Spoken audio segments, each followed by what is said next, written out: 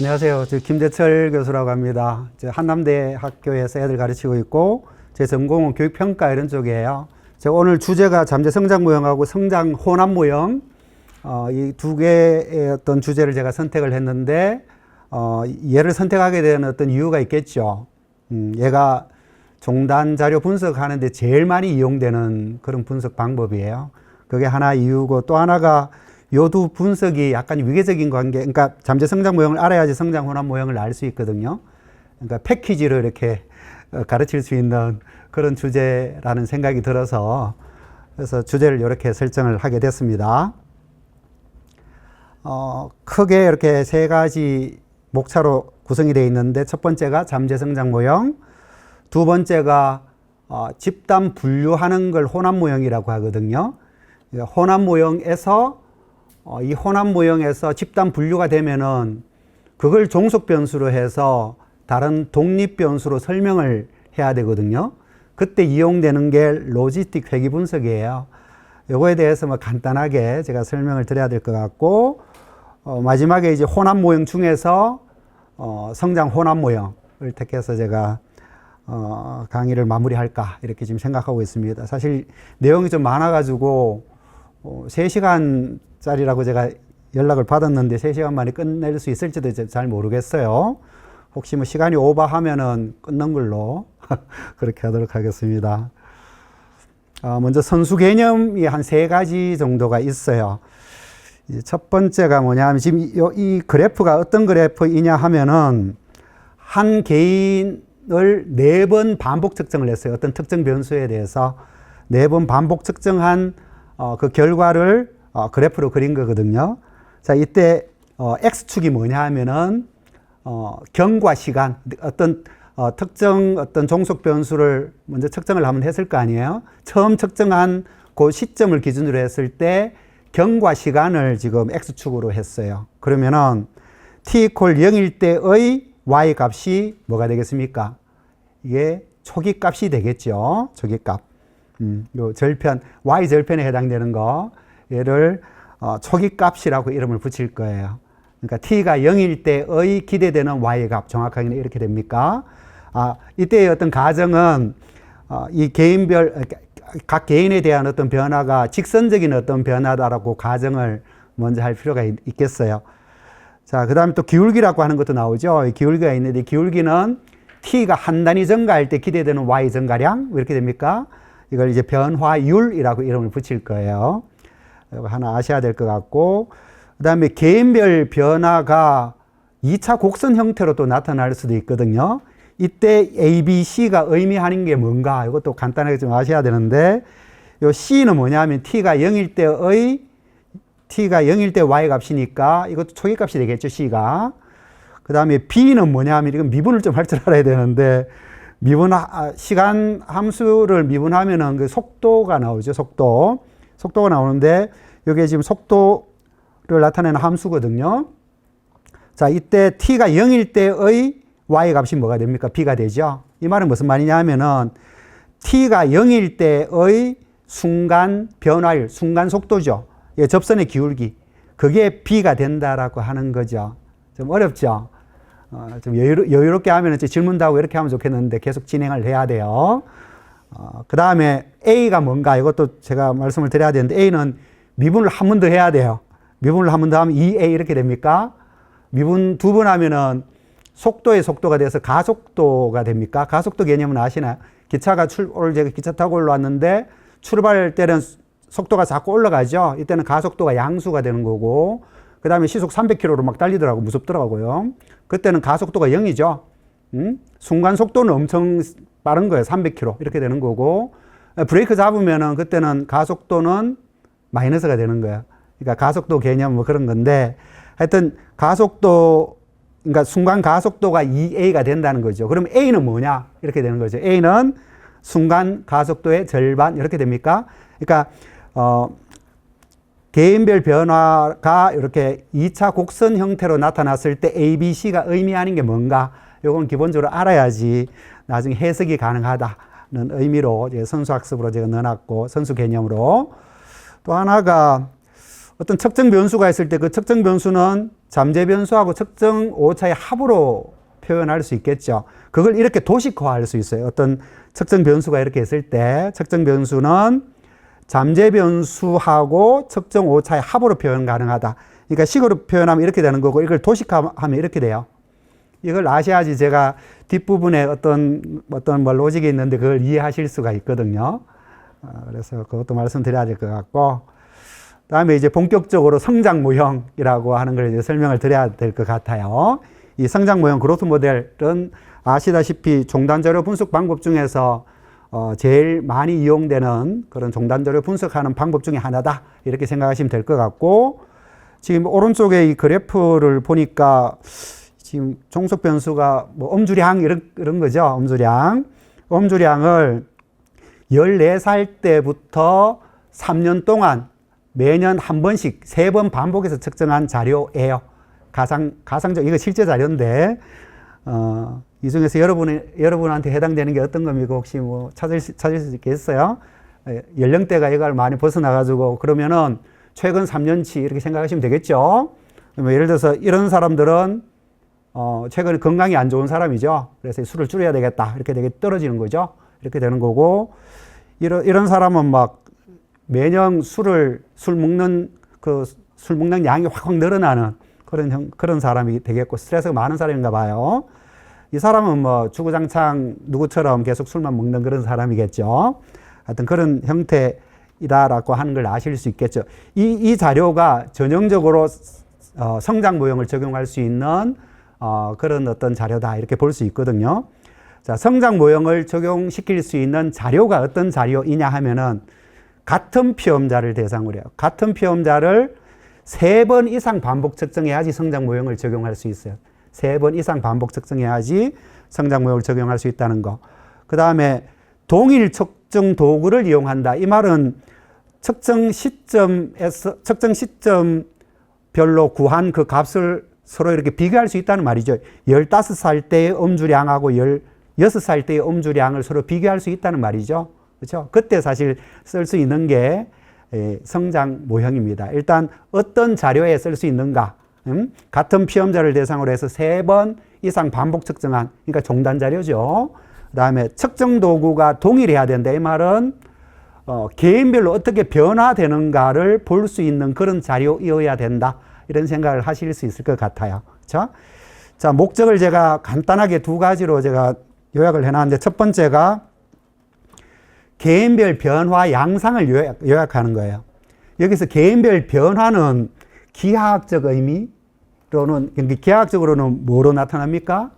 이 물론 이게 선형적인 어떤 변화라고 가정합시다. 자, 그랬을 때 이 개인별 변화는 기울기로 나타나겠죠. 기울기로 나타난다. 이렇게 생각할 수 있는데, 결국은 이 기울기가 사람 수만큼 나올 거 아니에요. 그렇죠? 그 사람 수만큼 나오는 그 기울기를 요약한다면 크게 2가지예요. 평균적으로 얼마이고, 그 다음에 거기에 대한 개인 간 차이가 있는가, 이 2가지인 것 같아요. 이게 핵심이에요. 종단자료, 성장 모형에서는. 아시겠어요? 그 다음에 또 하나가 기울기가 개인 간의 차이가 있으면 이렇게 되는 거죠. 개인 간의 차이가 있다는 것은 기울기의 분산이 유의미하다는 거죠. 여러분, 그거 아시나요? 베리언스가 있으면은 그걸 설명할 수 있는 코비리언스가 있을 수 있는 다른 어떤 독립변수도 있을 수 있죠. 그렇죠? 개인 간 차이가 전혀 없는, 분산이 전혀 없는 변수는 그 변수를 설명할 수 있는, 예측할 수 있는 다른 독립변수는 없어요. 그러니까 베리언스가 0이면은 그 변수는 다른 어떤 변수하고도 코베리언스는 0이에요. 상관이 0이거든요. 그렇죠? 자, 여기서 예를 들어서 기울기가 개인 간의 차이가 있다면, 베리언스가 0보다 크다면, 이 베리언스, 그러니까 이 기울기의 개인 간 차이가 어떤 변수에 의해서 결정이 될 것인가, 독립 변수의 영향을 볼 수 있다. 이거죠. 그게 요 밑에 있는 거예요. 개인별 변화의 개인 간 변산이 좀 어렵습니까? 개인 간 차이입니다. 개인 간 차이를 다른 독립 변수로 설명한다.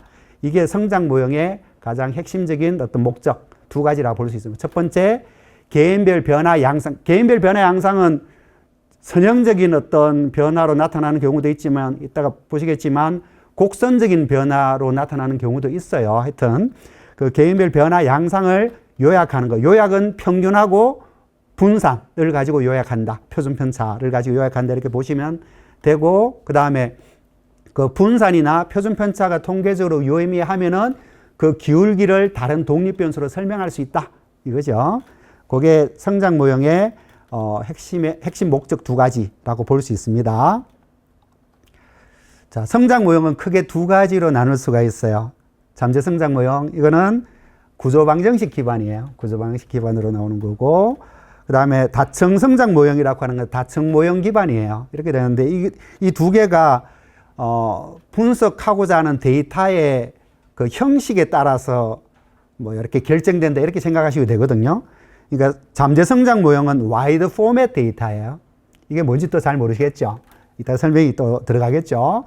다층 성장 모형은 롱 포맷이에요. 뒤에 얘가 있겠죠. 지금 왼쪽 데이터가 와이드 포맷이거든요. 이 와이드 포맷은 각 개인별로 여러 번 반복 측정한 그 반복 측정 값을 옆으로 붙였죠. 그렇죠?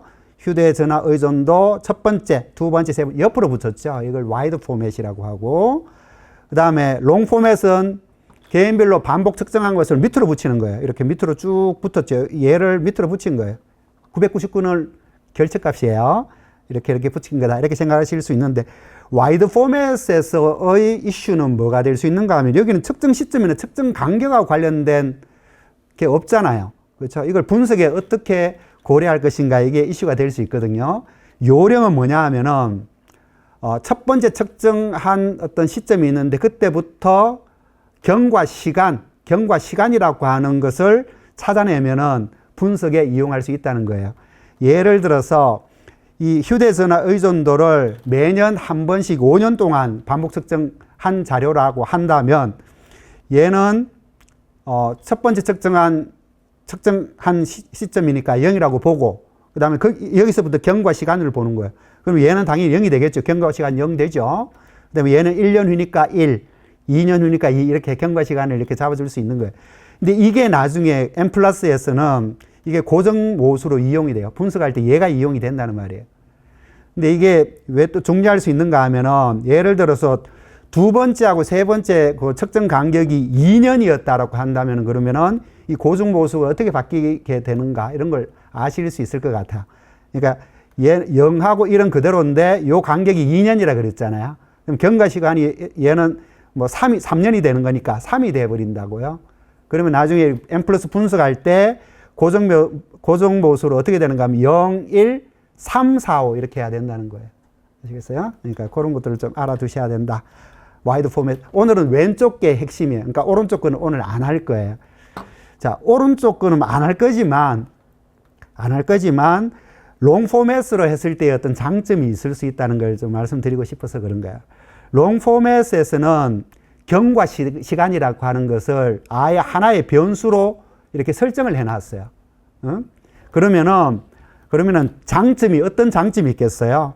개인마다 측정하는 시점을 다 다르게 할 수 있어요. 첫 번째 사람은 1년 후에 측정한 게 아니고 반년 후에 측정했다가, 그 다음에 한 3년 지나고 또 측정했다가, 이렇게 개인마다 다 다르게 할 수 있어요. 두 번째 사람은 뭐 3년 후에 처음 측정했다가 3년 반 이후에 또 측정했다. 이렇게 개인별로 다 그 측정 시점을 다 다르게 하더라도 타임이라고 하는 경과 시간을 하나의 변수로 설정을 하기 때문에 분석 가능하겠죠. 근데 와이드 포맷으로 하면은 이 측정 시점이 딱딱 정해져 있잖아요. 측정 시점. 요때는 다 똑같이 측정을 해야 돼요, 이 사람들이. 그렇게 되죠. 그러니까 그 롱 포맷으로 했을 때, 그러니까 다층 성장 모형을 했을 때 우리가 가질 수 있는 어떤 장점은 측정 시점이 개인마다 다른 경우, 그런 경우에 다층 성장 모형을 하는 게 훨씬 더 유리하다, 이렇게 생각하실 수 있을 것 같아요. 그러면 이게 롱 포맷 같은 경우는 또 이슈가 있을 수 있는데, 그러면 피험자는 어떻게 구분할 것인가? 이게 또 의문스러울 수 있는데, 피험자는 ID라고 하는 변수를 통해서 구분을 해요. 이렇게. ID라고 하는 변수가, ID가 다 동일하면 한 사람이에요. 그렇게 구분해서 분석이 이루어진다. 이거는 나중에 공부하시고. 자, 이 두 개를 제가 요약한 표인데, 먼저 잠재 성장 모형은 구조 방정식 기반이다. 와이드 포맷을 이용한다. 그 다음에 피험자의 측정 시점이 다 동일해야 돼요. 여기처럼. 이때 측정하고, 이때 다 측정하고, 이때 다 측정하고 이렇게 돼야 돼요. 근데 요 간격은 달라도 돼요. 요 간격은 요거는 2년, 요건 1년 이렇게 하는 건 상관없어요. 예? 그렇게 된다는 거. 그에 비해서 다층 성장 모형은 다층 모형 기반이고 롱 포맷 이용하고 그 때문에 측정 시점을 개인마다 다르게 해도 된다. 이게 유리한 거예요. 결측값이 많을 때 유리하겠죠. 그러니까 결측값이 너무 많아. 그러면은 잠재 성장 모형보다는 다층 성장 모형이 좀 유리할 수 있어요. 그 다음에 잠재 성장 모형의 그러면 장점은 뭐냐 하면 모형 설정이 되게 자유롭다라고 하는 거예요. 얘는 측정 오차 통제해 가지고 그로스 모델 분석도 할 수 있겠고, 그 다음에 그로스 팩터들 간의 기울기들 간의 어떤 매개 효과를 검증할 수도 있고, 그 다음에 성장 혼합 모형이라고 하는 것도 분석할 수 있고. 근데 사실 다층 성장 모형도 성장 혼합 모형을 분석을 불가능하다 이렇게 제가 해놨는데 이건 너무 강하게 제 기술한 것 같아서 기사 타고 올라오면서 약간 후회했어요. 이것도 아마 분석은 가능할 수 있을 거예요. 저는 안 해봤는데 충분히 논리적으로 가능할 수 있는데, 좀 불편해요. 지금 아직까지 약간 불편하게 돼 있는 것 같고, 대신에 아마 다층 성장 모형 쪽으로 성장 혼합 모형을 분석하면은 또 이점이 또 있을 수도 있다는 생각이 오늘 들었는데, 그까지 제가 말씀드리기는 좀 어려워요. 되게 공부할 만하다 이런 생각이 좀 들었어요. 근데 오늘은 잠재 성장 모형 기반의 성장 혼합 모형 이 분석 방법을 더 많이 쓰기 때문에 여기에 대해서 말씀드리겠습니다. 분석 프로그램은 구조 방정식 분석하는 프로그램이 요 세 개가 많이 이용되죠. 그 다음에 다층 모형 분석할 때는 HLM하고 SPSS는 다층 모형 분석할 수 있는 그런 프로그램이에요. 그렇게 할 수 있어요. 그 다음에 여기 뒤에 있는 요 네 개 프로그램은 둘 다 분석할 수 있는 그런 프로그램입니다. 이렇게 보실 수 있고, 오늘은 이 중에서 M+ 이용해서 잠재 성장 모형, 구조 방정식 계열로 해가지고 성장 모형 분석하고 성장 혼합 모형 분석을 할 거예요. 다음에 잠재 성장 모형의 또 유형을 또 이렇게 좀 세부적으로 나눠봤는데 뒤에 언급이 다시 돼요. 첫 번째가 개인별 변화가 일어나지 않는다라고 보는 거예요. 그러니까 처음에 한번 딱 측정하면 그게 계속한다. 기울기가 없는 거죠. 무변화 성장 모형이라고 하는. 그렇죠. 그러니까 우리는 교육에 관심이 있기 때문에 기울기가 있기를 기대하는 거죠. 그렇죠. 뭔가가 좀 발전이 됐으면 좋겠다. 제 나이 때쯤 되면은 퇴보만 안 되면 되는 거죠. 이대로만 있어도 상관은 없는 거지만, 그러니까 저희들이 관심 있는 대상은 주로 이렇게 기울기가 좀 정적인 방향으로 이렇게 나타나기를 기대하는 그런 변수에 대해서 관심이 있고 그런 교육자가 되고 싶으신 거잖아요. 그렇죠? 그래서 무변화 성장 모형은 별로 관심이 없으실 것 같고, 두 번째가 개인별로 선형적인, 직선적인 어떤 변화를 이룰 것이다 이렇게 보는 거예요. 개인마다 근데 성장하는 그 기울기는 좀 달라. 그걸 분석하는 거고, 세 번째는 곡선적인 어떤 변화가 일어날 수도 있다 이렇게 가정할 수도 있는 거죠.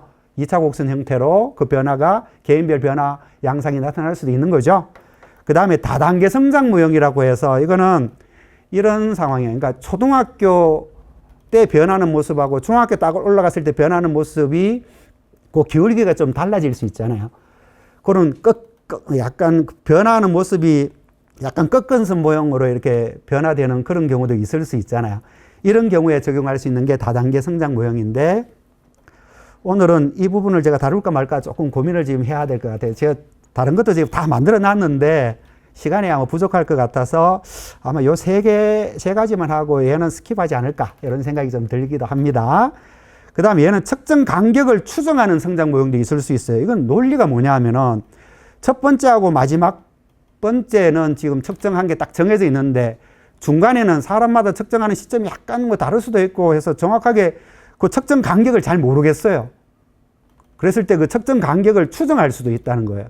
근데 논리는 뭐냐 하면은 측정 값은 있을 거 아니에요. 측정 값이, 그러니까 Y축에 해당되는 어떤 값은 있을 거 아니에요.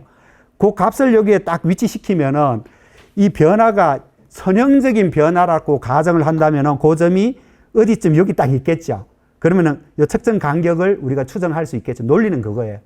아시겠어요? 그러니까 첫 번째하고 물론 그러니까 타임 포인트 두 개를 앞에 잡아도 돼요. 뒤에 걸 측정 시점을 추정할 수도 있어요. 측정 간격을 추정할 수도 있는데 지금 이런 형태는 첫 번째하고 마지막 거를 지금 측정한 게 이거는 정해져 있다. 그랬을 때 중간에 어딘가 이렇게 측정이 이루어졌는데 어디쯤 측정이 이루어졌나?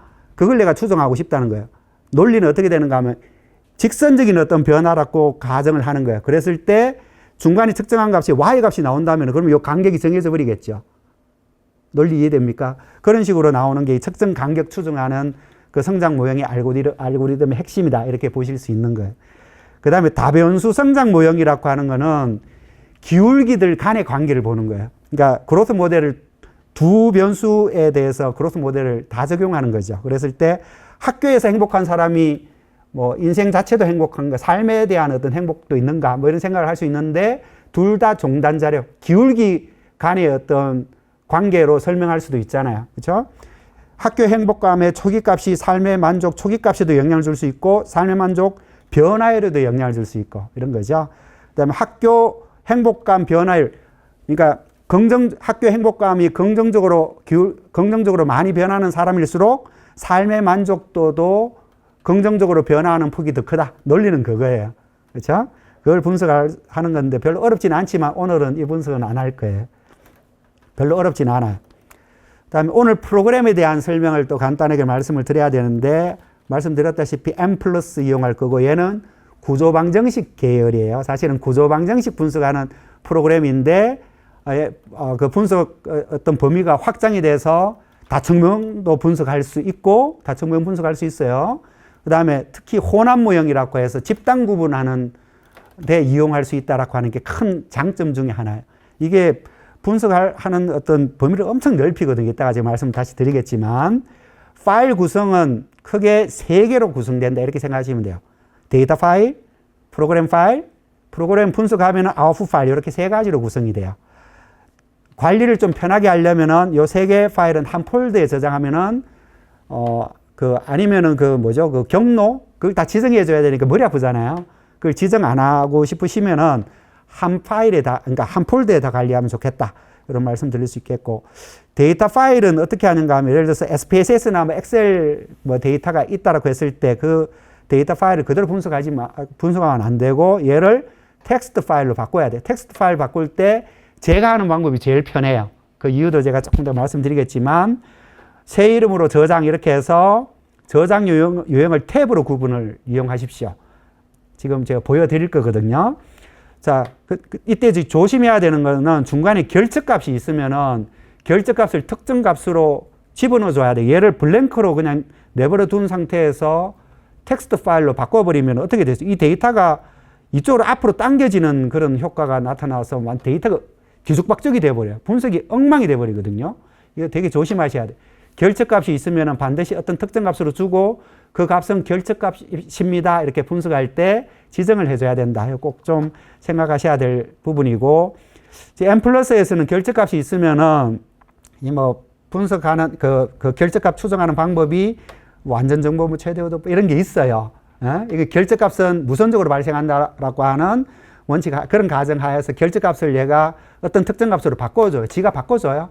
그렇게 분석이 이루어져요. 그렇게 되는데 그럼에도 불구하고 그 종단자료 분석하실 때는 가급적이면은 2번 또는 3번 이상 반복 측정한 그런 피험자만 분석에 이용하는 게 좋겠다. 그러니까 2번만 측정한 사람이 몇 명 있어도 상관없어요. 한 번만 측정된 사람이 몇 명 있어도 상관은 없어요.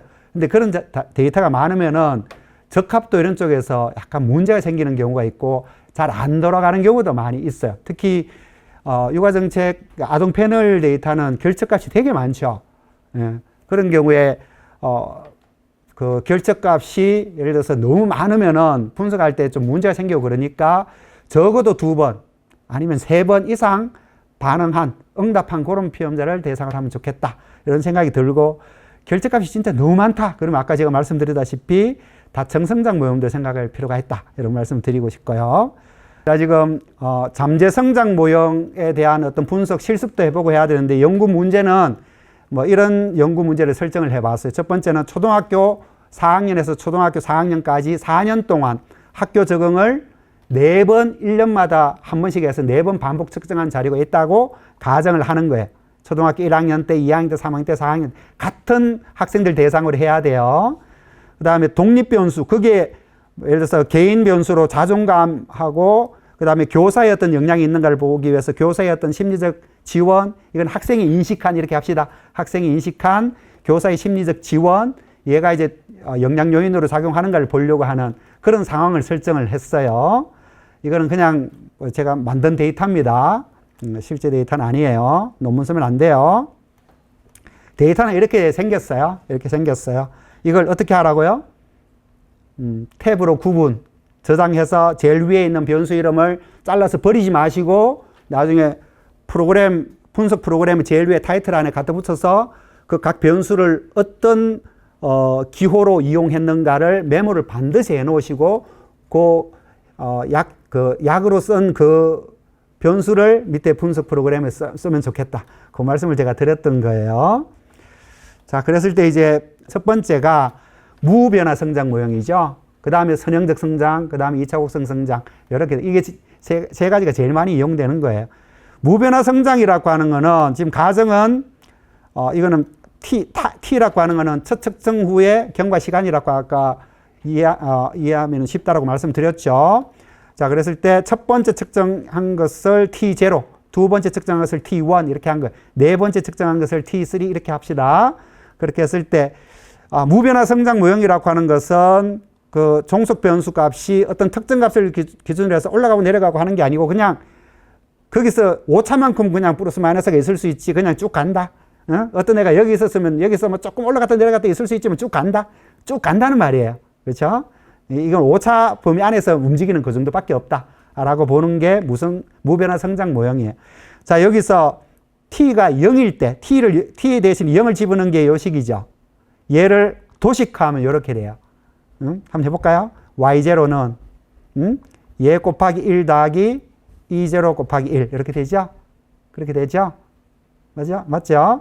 그 다음에 타임이 1, 2, 3도 있으니까 1, 2, 3도 다 집어넣었어요. 이렇게 1, 2, 3 다 집어넣었어요. 그걸 여기에 또 도식화할 수 있겠죠? 도식화해서 그리면 이렇게 돼요. 어디서 많이 본 거죠? 에이모스죠. 에이모스에서는 요 그림을 이용해서 요 그림하고 똑같이 그려서 분석을 하면 뭐가 나오는가 하면은 이 초기값에 해당되는 거 있잖아요. 초기값이 쭉 간다는 말이잖아요. 요 초기값의 평균하고 그 초기값의 개인 여러 사람이 있으니까 평균이 있을 거 아니에요. 평균이 있고 그 초기값의 개인 간 차이 분산이 있을 거 아니에요. 그 두 개가 추정이 돼요. 그걸 M 플러스에서는 어떻게 코드화하는가 하면 이렇게 코드화해요. 그래서 에이모스는 이대로 분석하면 돌아가죠. 그렇게 되는데 M 플러스에서는 이렇게 코드화돼요. 얘 읽는 걸 하실 수 있어야 되는데 이 버티컬 이 뭐죠? 이게 그 뭐라고 하나 이게 막대기가 중간에 하나 있죠. 막대기 기준으로 해서 오른쪽 한번 볼까요? 오른쪽은 앞에 있는 거는 종속 변수 이름이에요. 첫 번째 측정한 종속 변수 값을 y0라고 이름 붙여놨어요. y1 해도 되고 상관없어요. y0, y1, y2, y3 뭔지 아시겠죠? 종속 변수 이름이에요. 반복 측정한. 그 다음에 고정을 시켰는데 요 뒤에 있는 게 뭐라 그랬어요? 뒤에 있는 거는 첫 번째 측정한 시점에서 경과 시간이에요. 경과 시간은 정해져 있는 거잖아요, 지금. 그래서 고정을 시켰어요. 고정모수. 이 고정을 시키는 게 골뱅이 있죠? 골뱅이가 M 플러스에서는 고정을 시킨다는 말이에요. 고정 모수로 설정하는 이유는 특정 간격이라고 하는 것은 우리가 고정을 하기 때문에 그렇게 된다. 이렇게 생각하시면 되는 거고요. 뭐 그 이름을 제가 다 이렇게 써놨어요. 그 다음에 막대기를 기준해서 왼쪽에 있는 것은 뭐냐면 오른쪽을 이용하여 뭐를 구한다? 파이0라고 하는 어떤 하나의 값의 평균하고 분산을 구해내는데 그게 초기값이에요. 초기값의 평균하고 분산을 구한다라고 하는 코드를 이렇게 만들어요. 이 파이0는 다른 걸로 바꿔도 돼요. y0, y1, y2, y3는 본인이 이제 종속 변수 이름을 뭘로 할 것인가에 따라서 그걸 이용해야 되겠지. 그쵸? 얘는 자기 마음대로 해도 되는데, M 플러스에 있는 어떤 변수를 이용하면 안 되겠죠, 당연히. 그렇게 되는 거고, 골뱅이 오른쪽에 있는 것은 경과 시간이라고 생각하시면 편해요. 됐나요? 그렇게 된다. 그 다음에 선형적 성장 모형도 제가 비슷하게 설명을 드릴 수 있는데, 이것도 4번 반복 측정한 건데, 이번에는 각 개인별로 기울기를 가지고 있는 직선적인 어떤 변화다라고 가정을 한다면은 뭐 요렇게 변화가 이루어진다라고 우리가 가정할 수 있잖아요. 요 기울기가 요 파이 1이 기울기가 되겠죠. 얘가 초기값이 되겠고 t가 0일 때 y 값이니까 파이 제로가 초기값이 되겠고 파이 1이 기울기가 된다는 거 아시겠어요? 분위기는 잘 모른다는 그런 표현이신데 얘는 이제 뭐 어떤 오차만큼 플러스 마이너스는 있을 수 있다 이거죠. 이것도 마찬가지로 처음 측정한 값, 그러니까 t가 0일 때의 값을 이렇게 구했어요. 알겠어요? 그걸 도식화하면 이렇게 돼요. y0는 파이 제로 더하기 파이 1 곱하기 0. 그쵸? 더하기 2제로. 이렇게 되는 거잖아요. 그쵸? 그 다음에 여기에 t가 1일 때, 2일 때, 3일 때도 식이 있을 테니까. 그쵸? 그걸 또 모형화하면은 이 에이모스 그래프하고 에이모스에서 우리가 분석하는 그 프로그램하고 똑같아지잖아요. 이거 그대로 돌리면은 성장 모형 분석이 이루어지는 거예요. 선형적인 분석이라고 가정하고 그러니까 에이모스에서는 이렇게 분석이 이루어져요. 근데 M+에서는 어떻게 하는가? 다른 거는 똑같아. 다른 건 똑같은데 앞에 값을 하나 더 써주면 돼요. 파이 제로만 있는 게 아니고 하나 더 있다. 파이 제로는 초기값이고 초기값에 대한 개인 간 차이하고 그 다음에 그것의 평균이 얻어지는 거고 그 다음에 파이 1은 기울기에 해당되는 거잖아요. 여기서 기울기. 그렇죠? 그 기울기가 개인 간 차이가 있는가 분산 그것의 평균 이 두 가지 값이 얻어지고 그 다음에 또 하나가 초기값하고 기울기 간의 어떤 코베리언스도 얻어진다는 거예요. 초기값하고 기울기하고 간의 어떤 코베리언스가 양수라고 하면은 어떻다는 말이에요? 초기값이 높은 애들이 더 많이 올라가는 불공평한 세상이죠. 그렇죠. 그러니까 그런 데이터는 거의 없어요. 제너레이션한 데이터가 아니면은 우리가 실제 데이터에서는 천정 효과 이런 거 있잖아요. 그것 때문에 초기값이 높은 애들이 상대적으로 더 많이 올라가는 경우는 없어요. 초기값 높은 애들은 상대적으로 적게 올라가요. 그러니까 초기값하고 슬로프, 그러니까 변화율, 기울기하고는 상관을 코베리언스를 구하면은 음수가 되는 경우가 많아요. 예? 그걸 너무 심각하게 해석할 필요 없어요. 당연한 거예요. 천장 효과 때문에 더 많이 올라갈 수가 없어가지고 그런 일이 발생했을 수도 있다. 그건 너무 심각하게 해석할 필요는 없다. 이런 생각이 저는 듭니다. 하여튼 앞에 두 개를 쓰면은 초기값하고 기울기의 평균 분산 코베리언스를 구해준다. 그런 코드를 이렇게 만들어요. 여기서 파이 제로하고 파이 1은 아까 말씀드렸다시피 다른 문자를 이용해도 되고 그 다음에 y0에서 y3는 n 플러스 분석할 때 내가 종속 변수 이름을 뭘로 했는가 그걸 그대로 써줘야 되겠고 골뱅이 오른쪽에 있는 값은 첫 번째 측정한 시점을 0으로 잡고 그 다음에 경과 시간을 그 고정모수로 설정해 주면 된다. 그게 핵심인데 됐나요? 그렇게 된다는 거고 이것도 연습을 약간 또 할 필요가 있는 게 이번엔 개인별 변화가 이렇게 2차 함수 형식으로 나타날 것이다 이거잖아요. 논리는 똑같아요. t 대신에 0, 1, 2, 3을 집어넣으면 이런 식이 나올 거 아니야. 이걸 도식화하면 얘가 하나 더 만들어지는 거예요. 이렇게. 에이모스에서는 분석하면 되지. 이렇게 하면은 2차 곡선 성장 모형에 대한 분석 결과가 나와요. 근데 M+에서는 어떻게 하는가? 앞에 하나 더 써주면 돼요. 파이 0, 파이 1, 파이 2 하나 더 써주면 돼요. 그렇게 하면 2차 곡선 성장 모형에 대한 결과가 나온다. 이렇게 생각하시면 될 것 같아요. 됐나요? 그 다음에 이걸 요약해 놓은 겁니다. 요약해 놓은 거. 아까 무변화 성장 모형에 대한 분석 코드 아까 보여드렸고 아까 제가 만든 거는 INT로 제가 바꿔놨는데 상관없어요. I라 해도 상관없고 이걸 분석했더니만 결과가 여러 개가 있는데 적합도에 해당되는 거 하고 비표준화 값에서 means하고 variance, I의 means하고 variance 값까지 이걸 나중에 분석할 때 그 정리해 줘야 되는 것 같고 그 다음에 선형적 성장 모형은 얘 대신에 얘로 바뀌는 것만 달라지는 거고 결과는 이러하고 2차 곡선 성장 모형은 Q만 더 들어가는 거죠. 결과는 이렇게 되는데 이걸 제가 정리한 게 이 표예요. 열심히 했죠? 그 표를 한 비교해 보십시오, 나중에. 이렇게 정리하면 좋아요. 이렇게 적합도도 이렇게 정리하시면 돼요. 앞에 있는 결과를 다 집어넣어 놓은 거예요. 자, 그랬을 때, 어떤 그 개인별 변화가 어떻게 일어난다고 우리가 판단해야 되는가에 대한 해석을 해줘야 되는데, 첫 번째 봐야 되는 것은 2차 항의 이거는 2차 항의 평균입니다. 2차 항의 평균값이 통계적으로 유의미하지 않죠. 네? 그러니까 t제곱 앞에 있는 계수 있잖아요. 그게 평균을 구하니까 통계적으로 유의미하지 않아요. 0이에요, 0. 알겠어요? 그 다음에 그것에 대한 개인 간 차이도 없어요. 이 벌어진 정도 있잖아요. 이게 벌어진 정도가 t제곱 앞에 있는 값이 이거에 영향 준다는 거 아십니까? 중학교 때 공부했던 기억 혹시 나시나요? t제곱 앞에 있는 그 계수가 영향을 주는 게 벌어진 정도나 벌어진 방향에 영향 주죠. 양수면 이렇게 되고 음수면 이렇게 되고, 그게 숫자가 커지면 y축에 더 가까워지고 그런 거 달라지는 거 아시나요, 혹시? 그렇게 되는 거죠? 잘 모르시겠어요? 하여튼 개인 간의 차이도 없어요. 개인 간의 차이도 없어요. 그러면은 2차항의 계수는 필요 없다, 0이다. 그러니까 이거는 선형적인 변화라고 가정하는 게 좋다. 이걸 하나의 논리로 이용하실 수도 있고, 경우에 따라서 요 카이 제곱 차이를 가지고 해석하는 경우도 있어요. 요 차이를 분석을 해요. 요 차이 검증을 할 수 있거든요. 지금 차이를 제가 분석해. 요 차이 값에 대한 카이 제곱 값이 이렇게 되고, 자유도는 4만큼 차이가 나니까 이것도 통계적으로 유의미하네. 사실 이거 두 개가 차이가 있으면은, 이 두 모형이 차이가 있다면은 더 어떻게 해야 돼요? 두 모형의 적합도가 차이가 있으면은 일반적으로 더 적합한 걸 택해야 돼요. 더 간단한 걸 택해야 돼요.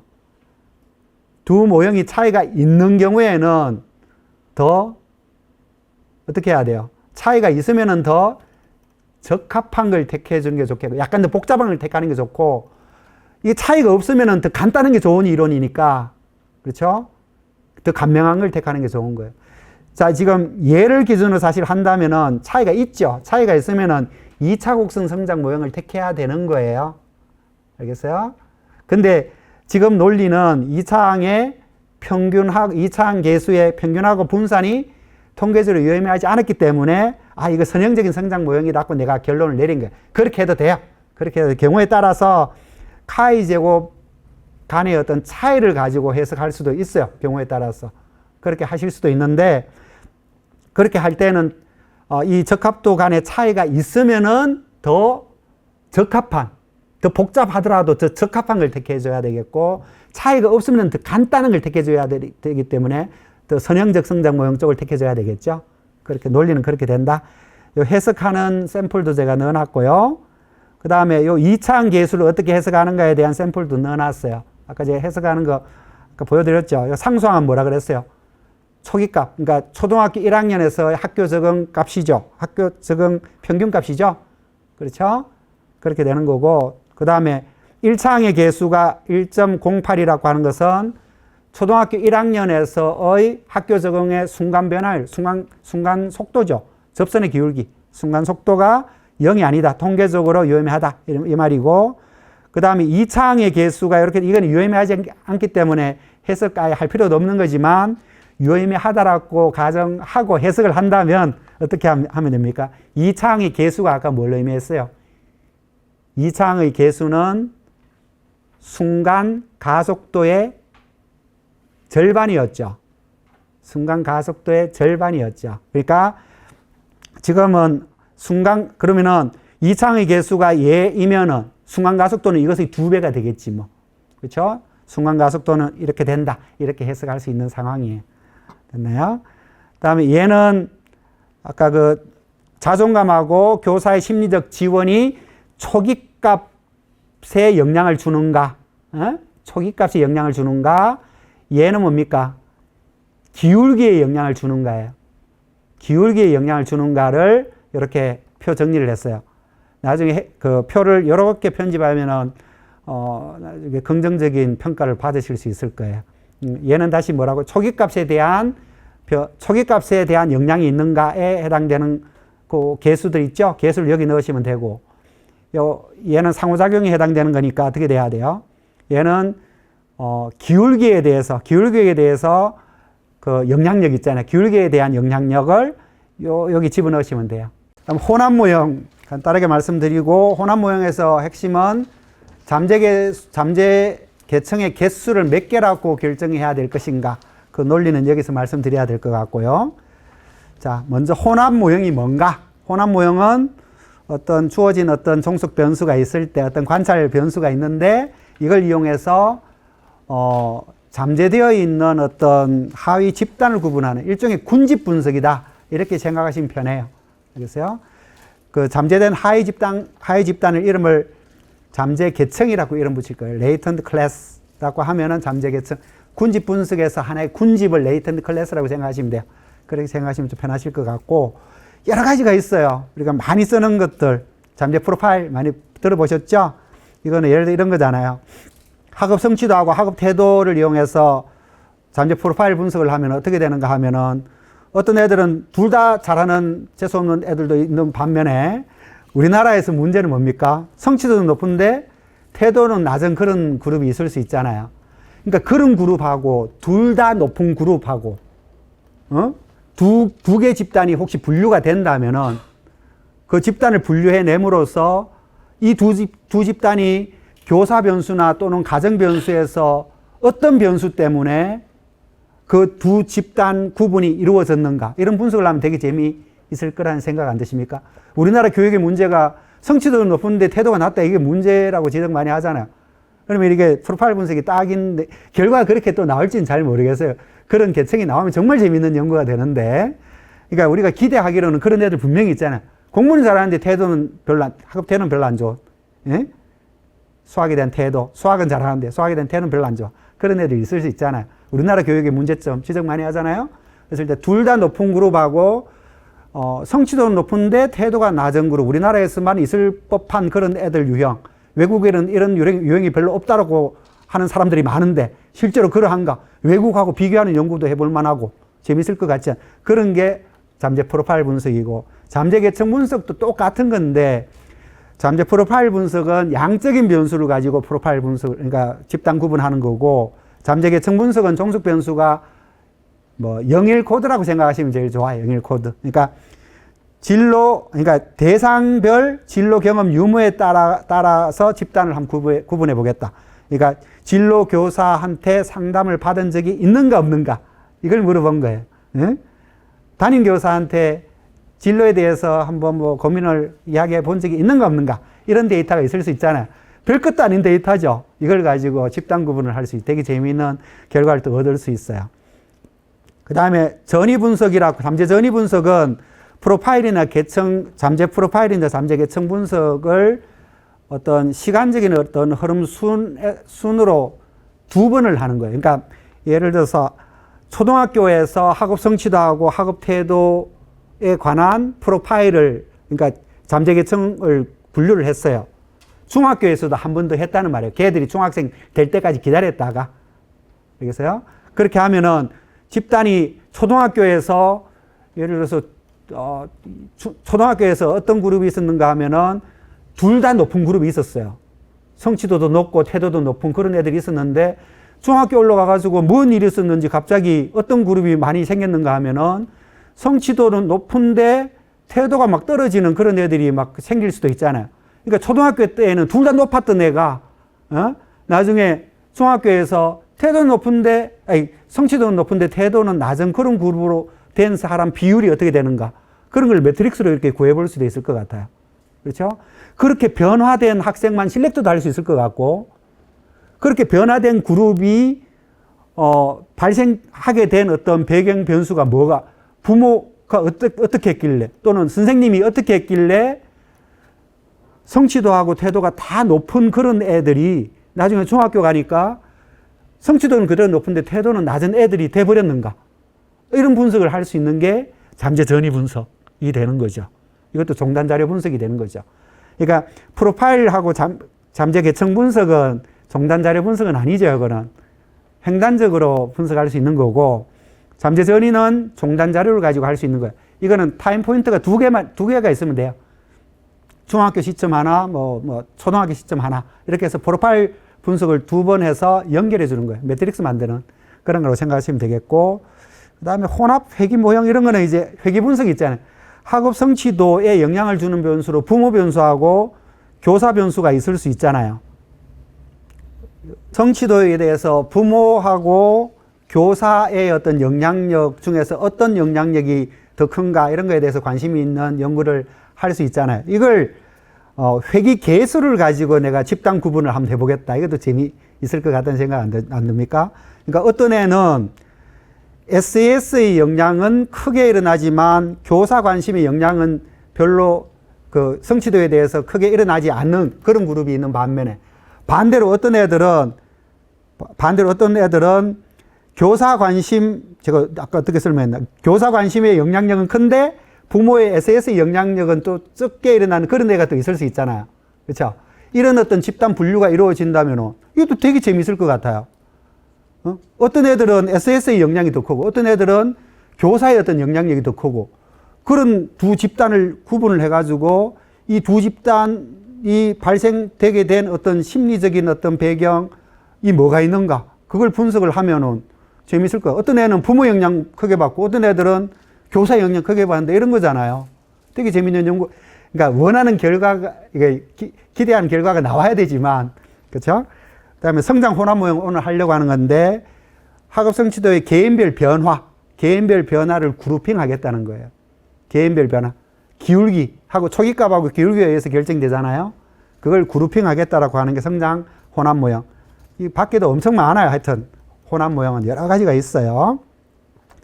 이거의 장점으로 이제 많이 이야기하는 게 변수 중심적 접근이 아니라 사람 중심적 접근을 한다. 이런 이야기 혹시 들어보셨나요? 그러니까 사교육이 태도하고 성취도에 영향을 준다. 뭐 이렇게 되는 건데 변수 중심적 접근을 한다면 왼쪽 형태가 되는 거죠. 그렇게 했을 때 사교육이 성취도하고 태도 중에 어떤 변수에 더 크게 영향을 주는가? 뭐 이런 분석을 할 수 있는 게 변수 중심적 접근인데 이걸 사람 중심적 접근을 하면 어떻게 됩니까? 태도하고 성취도를 가지고 집단 구분을 하는 거예요. 그러면 아까 되게 재밌는 집단, 두 집단만 제가 말씀을 드리는 건데 여기서 성취도하고 태도가 모두 높은 유형. 그 다음에 어떤 그룹은 성취도는 높지만 태도는 되게 낮은 유형. 이런 게 혹시 나온다면은 이 두 집단을 구분하는 데 있어서 사교육이 혹시 영향을 주지 않았나? 되게 재미있을 것 같아. 사교육을 이게 이제 원하는 결과대로 나타나려면 어떻게 돼야 됩니까? 사교육을 하는 애들은 상대적으로 어떤 애들이 더 높게, 그러니까 학업 성취도는 높지만 학업 태도는 상대적으로 낮은 그런 유형이 조금 더 많이 나타나기를 기대하는 거죠. 그래서 사교육은 태도에는 크게 도움 안 돼? 뭐 그런 이야기를 혹시 하고 싶다면은, 근데 우리가 기대하는 결과가 나와야 되는 거죠. 기대하는 결과가 그렇게 나오면 좀 해석할 거리는 충분히 있을 수 있겠다. 이런 말씀을 드릴 수 있는 거죠. 그 다음에 혼합 모형에서 일반적으로 적용될 수 있는 게 이 부분인데 잠재계층을 그러면 몇 개로 결정을 해야 될 것인가. 여러 개가 있어요. 여러 개가 있다는 것은 판단하기가 어렵다. 그 말일 수도 있어요. 여러분 신뢰도 타당되는 거 아시죠? 신뢰도는 쉽게 딱딱 구하잖아요. 숫자도 딱딱 나오고 눈에도 보이고 이렇게 되는데 타당도는 눈에 보이지 않아요. 사실은. 근데 타당도가 더 중요하거든요. 그걸 잡고 싶어가지고 타당도 구하는 방법이 엄청 많잖아요. 이렇게도 해보고 저렇게도 해보고 그거하고 비슷한 거예요. 이 잠재계층 수를 몇 개로 해야 될 것인가 판단하는 기준. 첫 번째 제일 많이 이용되는 게 AIC, BIC, Adjusted BIC 이렇게 세 가지. 이 세 가지는 거의 뭐 비슷하다고 이렇게 볼 수 있는 건데 얘 논리를 제가 간단히 말씀드리면은 안에 숫자를 그 수식을 보면은 왼쪽에 무슨 로그 L이 있고 뒤에 뭐 어떤 게 있고 두 개가 합쳐져 있죠. 그 더하기 기호 앞에 있는 거는 뭘 의미하는가 하면요. 지금 이런 상황 한번 생각해 볼까요? 지금 적합하다라고 하는 상황을 제가 말씀을 드려야 되는데 지금 여기 있는 분들은 내가 볼 때 다 똑같아 이렇게 하면 기분 되게 나쁘시죠. 예? 그러니까 너무 요약을 너무 심하게 한 거야. 응? 그러니까 이게 적합한 상황이 아니에요, 그거는. 그렇죠? 막 쪼개가지고 그러면 사람 수만큼 다 쪼개버리면은 적합도는 좀 되게 높죠. 근데 감명성이 없죠. 그렇죠? 그런 상황인데 지금 쪼개면 쪼갤수록 적합한 상황은 적합한 상황에 더 가까워지는 건 확실하죠. 그 값에 해당되는 게 요 앞에 요 값이에요. 알겠어요? 요 값이 자꾸 작아져요. 쪼개면 쪼갤수록 더 적합한 상황이 되잖아요. 쪼개면 쪼갤수록 이 값은 무조건 작아져요. 알겠어요? 그러면은 그 적합도에 대한 판단을 하기 어렵잖아요. 계속 쪼개야 되네 이렇게 되잖아요. 거기에 뒤에 어떤 걸 또 더해주는가 하면은 쪼갤 때 숫자가 커지는 값을 하나 더해주는 거예요. 그게 뭐냐 하면은 쪼개면은 그 쪼갠 집단의 어떤 특성을 설명하기 위해서 또 모수를 또 추정해야 돼요. 그렇게 될 수 있잖아요.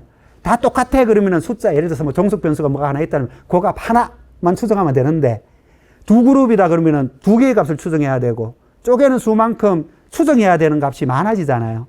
이해되십니까? 추정해야 될 모수의 개수는 더 많아. 쪼개면 쪼갤수록 추정해야 되는 모수의 개수는 많아지죠. 상식적으로. 그렇게 되죠. 그게 뒤에 있는 요 값이에요. 근데 얘는 쪼개면 쪼갤수록 숫자가 커져요.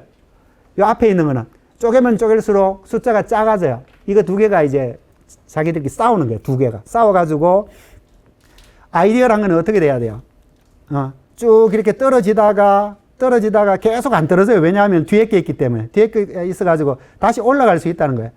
올라가는 그 시점 있잖아요. 그 시점에서 잠재계층 수를 결정해야 된다라고 하는 논리가 얘예요.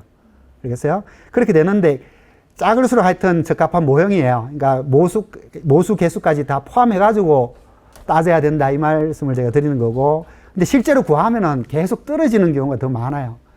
네? 계속해서 떨어져요. 그러니까 사실 이상적인 거는 조금 떨어지다가 뒤에 그 추정해야 될 모수 개수가 늘어남으로써 다시 올라가는 게 그게 그 이론적인 어떤 결과인데 실제로는 그렇게 안 나타난다.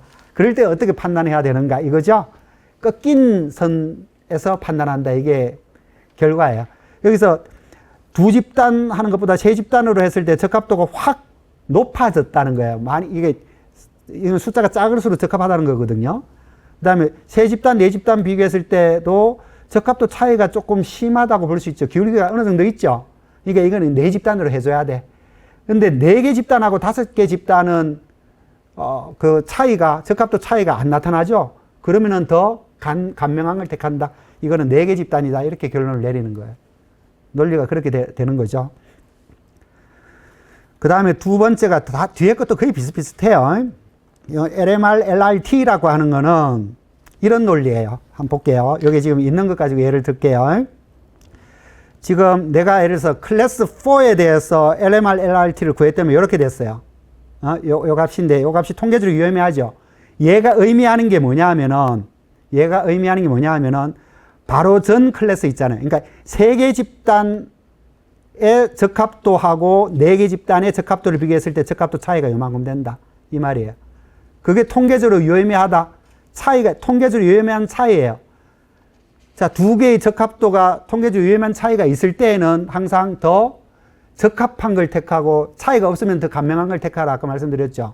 이런 경우는 클래스 4개의 클래스라고 우리가 판단해 주는 게 맞아요. 그렇게 되죠. 그럼 하나 더 진행해 볼게요. 클래스 5로 넘어가 볼게요. 클래스 5로 여기에 지금 LMR, LRT 이 값은 이게 의미하는 게 뭡니까? 4개 집단하고 5개 집단의 적합도 차이가 통계적으로 유의미하지 않다는 거예요. 그런 경우에는 굳이 5개 집단으로 분류할 필요가 없다. 그래서 이게 4개 집단이 적합해. 이렇게 판단하는 거예요. 그러니까 마지막에 별표가 있는 데서 클래스가 결정된다.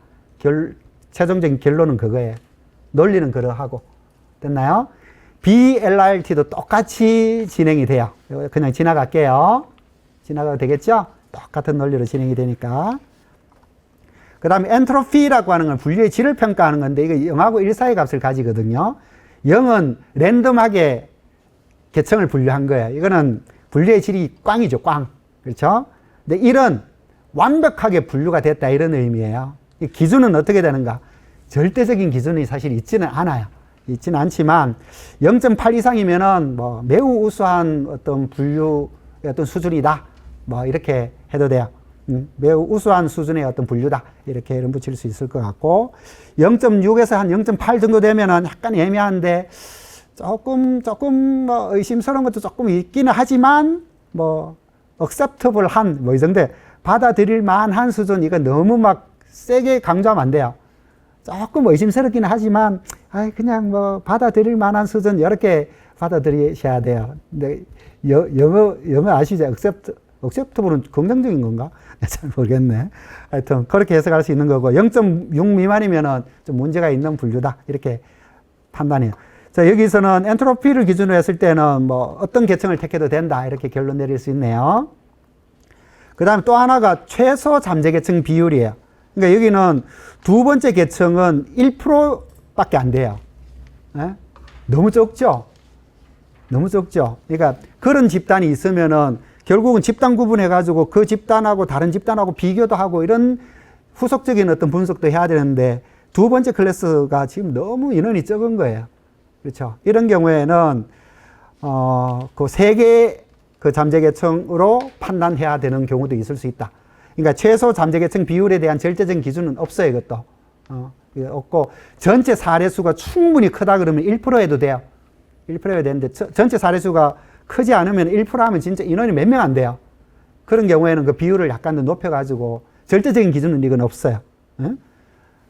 최종적으로는 이제 어떻게 결정하는가 이건데, 최종적으로는 아까 AIC, BIC, 어저스트 BIC 있죠? 그거 하고, 뭐, 잠재, 그 LMR, LRT하고 BLRT, 엔트로피, 이런 거 하고 다 같이 종합적으로 해석해 줘야 돼요. 여기에다가 해석 가능성이라고 하는 게 뭔지 아시나? 해석 가능성은 뭐냐 하면은, 예를 들어서 이거 4개 집단이 적합한 것 같아. 사인을 봤어. 그래서 4개 집단으로 분류를 해 봤어요. 그랬더니만 첫 번째 집단, 두 번째 집단, 세 번째 집단의 특징을 그래프로 그릴 수 있거든요. 이따가 보여드리겠지만. 근데 그 특징을 그래프로 그렸더니만, 너무 재미가 없어. 내가 원하는 그런 집단이 안 보여. 그러면은 다른 개수의 어떤 집단을 택해야 될 수도 있다는 말이에요. 해석 가능성은 그 말이에요. 말 이해되십니까? 이거는 예예요, 예. 여기는 아까 설명을 드렸으니까 이건 4개 집단이 적합하다 딱 나왔죠. 이렇게 완전히 뭐 명확하게 나오는 경우는 별로 없어요. 그러니까 LMR, LRT를 기준으로 했을 때에도 4개 잠재 계층이 적합하고, 엔트로피는 아무거나 해도 상관없고, 뭐 이렇게 되는 거죠. 예, 이거는 뭐 완벽하게 이렇게 되는데, 경우에 따라서 애매한 경우가 많아요. 그렇죠? 그래서 심지어 해석 가능성, 그러니까 이거 4개 집단이 그나마 괜찮은 것 같아. 이렇게 하고 나서 4개 집단으로 분류했을 때 4개 집단의 네 집단의 어떤 특성을 그래프로 한번 요약해 보시라고요. 그랬을 때 거기에 내가 교육적이나 내가 관심 있는 그런 집단이 나오는가, 그걸 보는 것도 되게 중요하다는 말씀을 드리고 싶어요. 그 다음에 로지스틱 회귀 분석은 상세하게 못하겠어요. 간단하게 해석하는 방법만 말씀드리고 지나갈게요. 독립변수는 기본적으로는 양적인 변수예요. 그렇죠? 독립변수에 질적인 변수가 있으면 더미 변수로 바꿔서 집어넣어야 돼요. 그렇게 하시면 돼요. 더미 변수. 이분 변수면 그냥 넣어도 돼요. 이분 변수는. 그렇죠? 카테고리가 3개 이상인 질적인 변수는 반드시 더미 변수 만들어서 집어넣어야 된다는 거. 그 다음에 종속 변수가 이게 문제가 되는, 종속 변수가 이분 변수예요. 패스페일 이런 거예요. 패스페일. 그러면 이항 로지스틱 회귀 분석. 그 다음에 종속 변수가 카테고리가 3개 이상이에요. 그러면은 다항 로지스틱 회귀 분석이다. 이름은 이렇게 붙여요. 그 다음에 문제점, 이거는 뭐, 예를 들어서 지금 이런 데이터란 말이잖아요. 이 X값이 뭔지 모르겠는데, X값이, 독립변수를 뭘로 해야 될지 모르겠지만, 어떤 값이 있을 때 패스를 한 사람, 페일을 한 사람을 이렇게 점을 찍은 거죠. 이걸 그냥 전통적인 회귀 분석을 하면은 이런 직선을 통해서 설명을 해야 되니까 설명이 잘 안 되죠. 그렇죠? 그래서 얘들을 가장 잘 설명할 수 있는 이런 형태의 어떤 그래프를 가지고 있는 함수를 이용해서 설명해 보겠다라고 하는 게 로지스틱 회귀 분석이에요. 이런 커브를 가지고 있는 함수가 이런 함수가 있는데 주로 이 함수 많이 이용하죠. 이걸 가지고 이제 분석하는데, 이건데 아실 필요 없고 해석만 잘하시면 돼요. 해석은 이것만 아시면 되네요. 하여튼 결과가 나중에 이렇게 나와요. 그랬을 때 B1, 그러니까 이건 이항 로지스틱 회귀 분석이에요.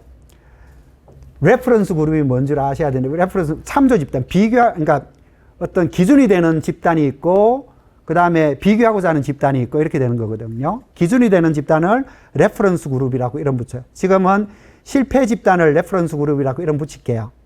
알겠어요? 자, 그랬을 때, 그러면은, 그렇게 했을 때, 예를 들어서 B1이라고 하는 개수가 2.3이 나왔고, 통계적으로 유의미했어요. 알겠어요? 통계적 양수이면서 통계적 위험에서 이 말은 X1이 커질수록이죠. X1이 커질수록 참조 레퍼런스 그룹에 비해서 그 비교되는 집단이 여기 성공 집단이죠. 성공 집단에 포함될 가능성이 더 높아진다. 이렇게 해석하시면 돼요. 결론만 제가 말씀드리는 거예요. 다시 한번 말씀드릴까요? 자, 회귀계수가 통계적으로 유의미하면은 그 독립변수, 그와 관련된 독립변수 값이 커질수록 참조 집단에 비해서 비교되는 집단이 있을 수 있잖아요. 그렇죠. 비교되는 집단이 여기서는 성공 집단인데 성공 집단에 포함될 가능성이 더 높다. 이렇게 해석하시면 되고, 이게 음수예요. 예를 들어서 마이너스 2.3이면서 통계적으로 유의미했어요. 그러면 어떻게 하면 돼요? X1이 커질수록 레퍼런스 그룹, 실패 집단에 보다도 성공 집단에 포함될 가능성이 더 낮아진다. 이렇게 해석하셔도 되고, 레퍼런스 그룹을 반대로 해가지고 더 높다. 이렇게 해도 돼요. 방향을 바꿔가지고. 그건 해석하는 거는 상관없어요. 그 다음에 다항 로지스틱 회귀 분석은 똑같아요. 이 항 로지스틱 회귀 분석하는 것처럼 해석하면 되는데, 이 문제는 뭐냐면 얘는 그 종속 변수가 카테고리가 지금 여러 개잖아요. 그 중에서 레퍼런스 그룹을 일단 하나 잡아요. 여기서는 N 집단을 레퍼런스 그룹이라고 했다라고 가정해요. 알겠어요? 그랬을 때 BK1이라고 하는 값이 양수다. 통계적 위험했다. 그러면은 X1이 커질수록 어떻게 해석하시면 돼요? X1이 커질수록 여러 개 집단이 있는데 그 중에서 레퍼런스 그룹으로 잡은 그 집단 있잖아요. 그 집단에 비해서 비교하고자 하는 집단이 예를 들어서 2번 그룹이라면 2번 그룹에 포함될 가능성이 더 높아진다. 이렇게 해석하시면 돼요. 됐나요? 지금 종속 변수의 범주가 예를 들어 3개가 있다. 3개가 있다 그러면은 쌍으로 비교할 수 있는 조합이 총 몇 개가 나옵니까? 3개가 나온다는 거죠. 그러니까 1집단을 레퍼런스 그룹으로 해서 2집단하고 비교하는 거예요. 알겠어요? 그랬을 때 X1이 커질수록 레퍼런스 1집단에 비해서 2집단에 포함될 가능성이 더 높은가 낮은가 요 해석할 수 있다는 거죠.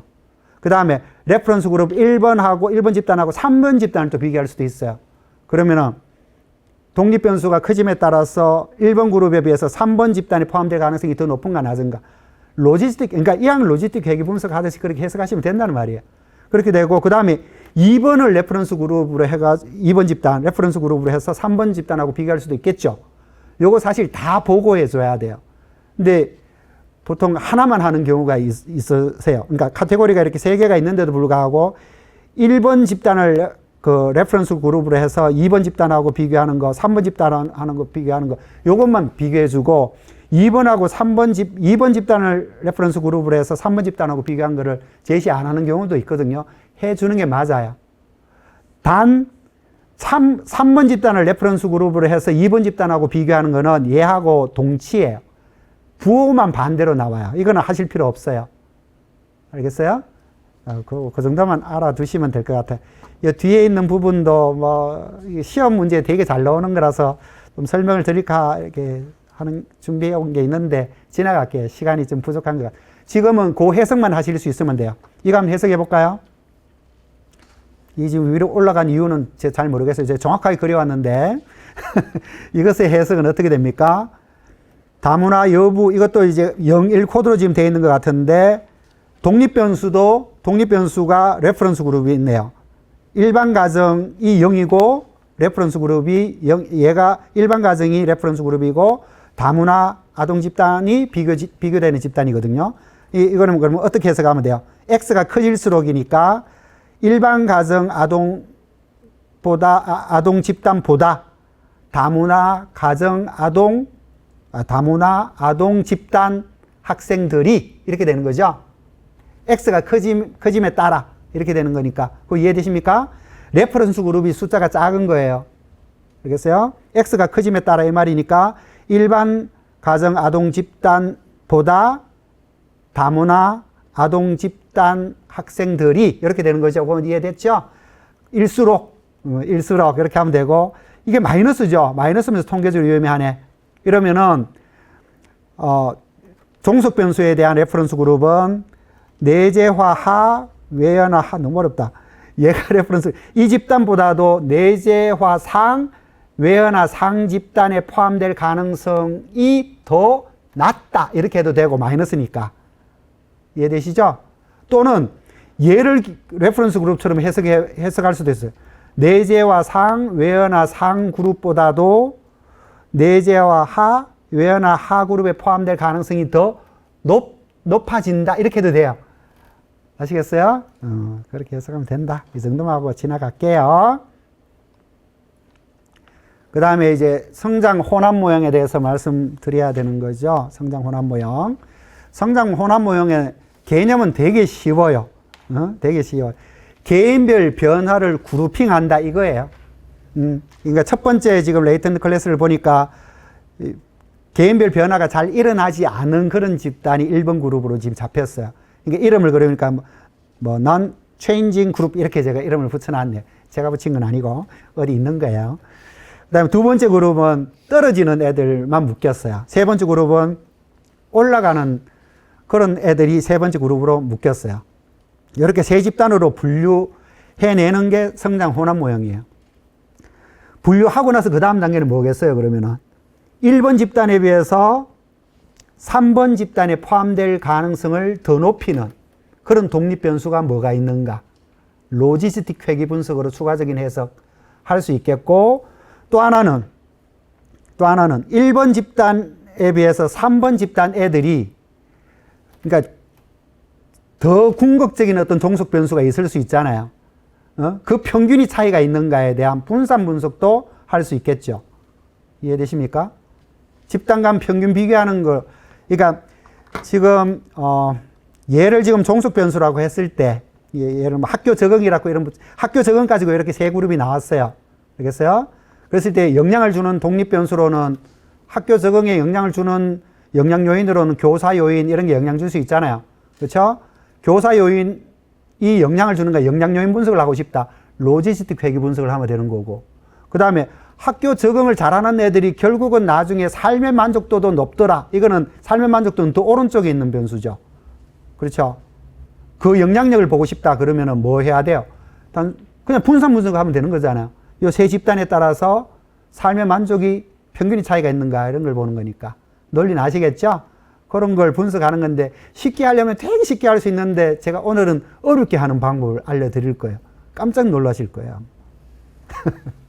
자, 분석 실습 데이터는 이거는 제가 어디에 있는 데이터를 제가 그냥 하나 분석을 한 건데 3번 반복 측정한 학교 행복감을 중학교 1학년에서 3학년까지 1년 간격으로 3번 반복 측정한 자료를 이용했어요. 이렇게. 그다음에 거기에 대한 영향 요인으로 성에 따라서 그다음에 우울, 불안 이런 거에 따라서 차이가 있는가를 본 거예요. 알겠어요? 그걸 지금 분석을 하려고 하는 그런 상황인데 먼저 학교 행복감이 개인별 변화가 어떻게 일어나는가. 그러니까 개인별 변화가 전혀 일어나지 않는다. 무변화 성장 모형하고 그다음에 3번 반복하면은 선형적 성장 모형까지 밖에 분석을 못 해요. 선형적 성장 모형하고 2개만 분석을 해서 이거는 선형적 성장 모형으로 봐야 돼 라고 하는 논리를 먼저 만드셔야 돼요. 그 논리는 앞에서 공부했어요. 이해되시나요?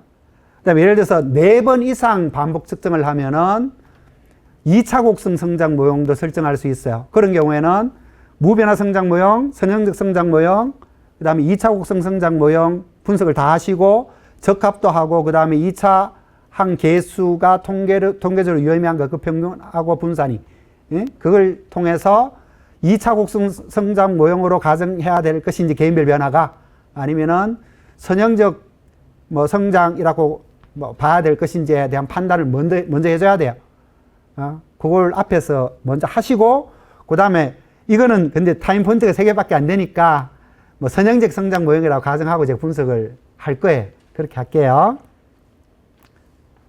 데이터는 이렇게 돼 있어요. 데이터는 이렇게 뭐 SPSS 데이터는 이렇게 돼 있는데 얘를 텍스트 파일로 제가 바꿔가지고 분석 코드를 이렇게 만들었어요. 제가 이걸 프로그램 열어가지고 실행시키는 방법도 있는데 그걸 가능하면 최소화하는 게 좋을 것 같아서 그냥 화면 캡처한 걸로 제가 설명드리고 실습은 안 하겠습니다. 자, 이거는 5개 집단으로 분류하는 방법에 대한 코드예요. 읽으실 수 있어야 되는데, 타이틀에는 어떤 변수들로 구성이 되어 있는가.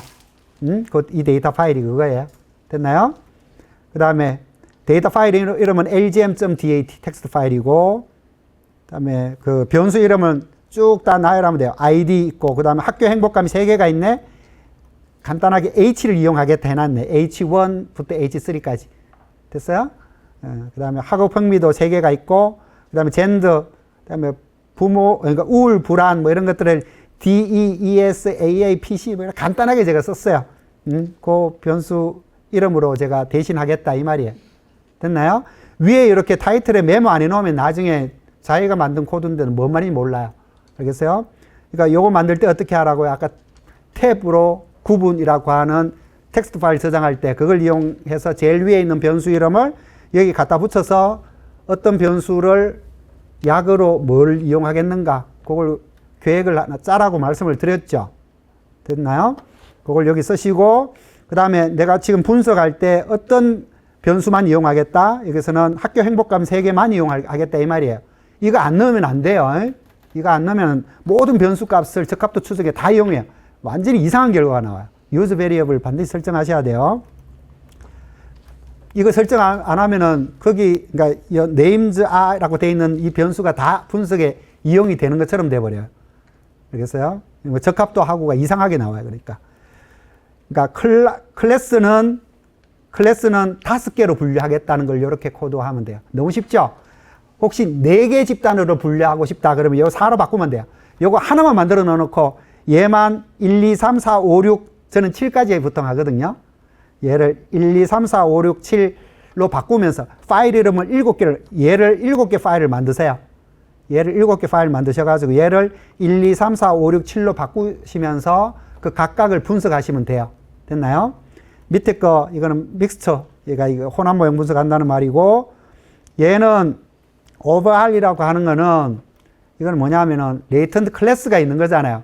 레이턴트 클래스별로 얘를 분석하겠다, 이 말이거든요. 그러니까 전반적인 분석에서 얘만 쓰면은, 요 사실 뭐 C#1, C#2 해가지고 5개 클래스가 있으면은 다 써줘야지 된다고 생각하실 수도 있는데, 안 써줘도 돼요. 예? 그러니까 여기 하여튼 분석 코드를 만들어주면 돼요. 알겠어요? 그렇게 하면 집단별로, 그러니까 집단 분류를 해줘요. 여기서 되게 중요한 거, 제가 강조하는 것 중에 하나가 요 밑에 있는 이 부분 있죠, 이 부분. I-S 골뱅이 0 세미콜론 돼 있나요? 얘가 의미하는 게 뭐냐면요. 요 위에 거는 뭔지 아시겠죠? 선형적 성장 모형을 가정하라는 거잖아요. 그렇죠? 그 밑에 있는 I하고 S 골뱅이 이렇게 돼 있는 거는 뭐냐면은 아까 제가 어떤 변수가 있고 그 변수를 이렇게 괄호 중에서 이렇게 중괄호로 갑니까? 중괄호로 묶어주면은 그 변수에 대한 평균값이 추정된다고 아까 말씀드렸죠. 그렇죠? 이 꺽쇠 없이 그냥 변수 이름만 달랑해서 세미콜론 하면은 그 변수에 대한 분산을 추정하라는 말이에요. 알겠어요? 그러니까 여기서 i라고 하는 게 뭡니까? 초기값이죠. 초기값의 분산을 고정을 하라까 골뱅이는 고정시키라는 거잖아요. 그렇죠? 분산을 0으로 고정시키라. 이 말이에요. 그 다음에 중간에 하이픈은 사실 여기는 안 넣어도 상관없어요. 안 넣어도 상관없고, 그 다음에 S는 뭡니까? 슬롭이죠. 슬롭에 개인 간 차이 분산이 있을 수 있는데 그 분산을 0으로 고정시키라라고 되어 있네요. 이걸 안 넣으면은 추정이 잘 안 돼요. 알겠어요? 근데 이건 넣는 논리는 뭐냐면 지금은 집단을 분류하는 거잖아요. 집단을 분류해서 그 집단에 있는 사람들의 슬로프의 개인 간 차이에 대해서는 관심이 없는 거예요. 그 집단 안에 있는 사람들의 슬로프의 개인 간 차이에 대해서는 관심이 없잖아요. 그래서 그 분산은 0으로 고정시켜도 상관없다는 말이에요. 논리는 그거예요. 근데 이렇게 하지 않으면 프로그램이 돌아가지도 않고 그래요. 꼭 넣으셔야 되는 거고, 제가 하이픈을 넣은 이유는 i하고 s에 대한 분산을 i부터 시작해서 s까지 그 분산을 다 0으로 고정시키라 이 말이거든요. 근데 왜 이제 하이픈을 넣는가 하면은 경우에 따라서 곡선적인 변화라고 가정을 하면은 그 위에 뭐가 나와요? I, S, Q 세 개가 나오죠. 그 세 개에 대한 분산을 다 고정시켜야 돼요. 그런 경우에는 그 밑에 뭐라고 하면 될까요? I, Q 이렇게 하시면 돼요. 그러면 ISQ에 대한 분산이 다 0으로 고정돼요. 그 읽는 방법 아시겠어요? 그거 좀 성장 혼합 모형 분석할 때는 이게 기술의 핵심이다. 저는 그 말씀을 드리고 싶어요. 이거 꼭 넣어야 돼요. 그 다음에 요 save data 얘는 뭐냐면 요 텍스트 파일에 뭔가가 저장이 되는데 뭐가 저장이 되는가 하면요. 저장되는, 그러니까 나중에 요 데이터 파일 열어볼 수 있거든요. 열어보면은 분석에 이용된 변수, 여기서는 H1에서 H3까지, 학교 행복감 변수 3개에 대한 변수 값이 나와요.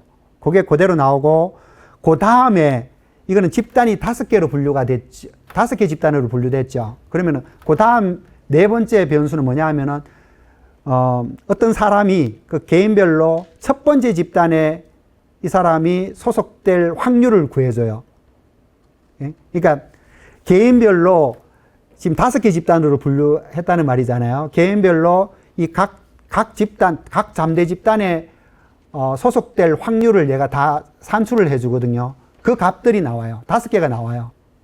제일 오른쪽에 뭐가 있는가 하면 그 중에서 그 확률이 제일 높은 레이턴 그러니까 5개의 확률 중에서 제일 숫자가 높은 클래스 있잖아요.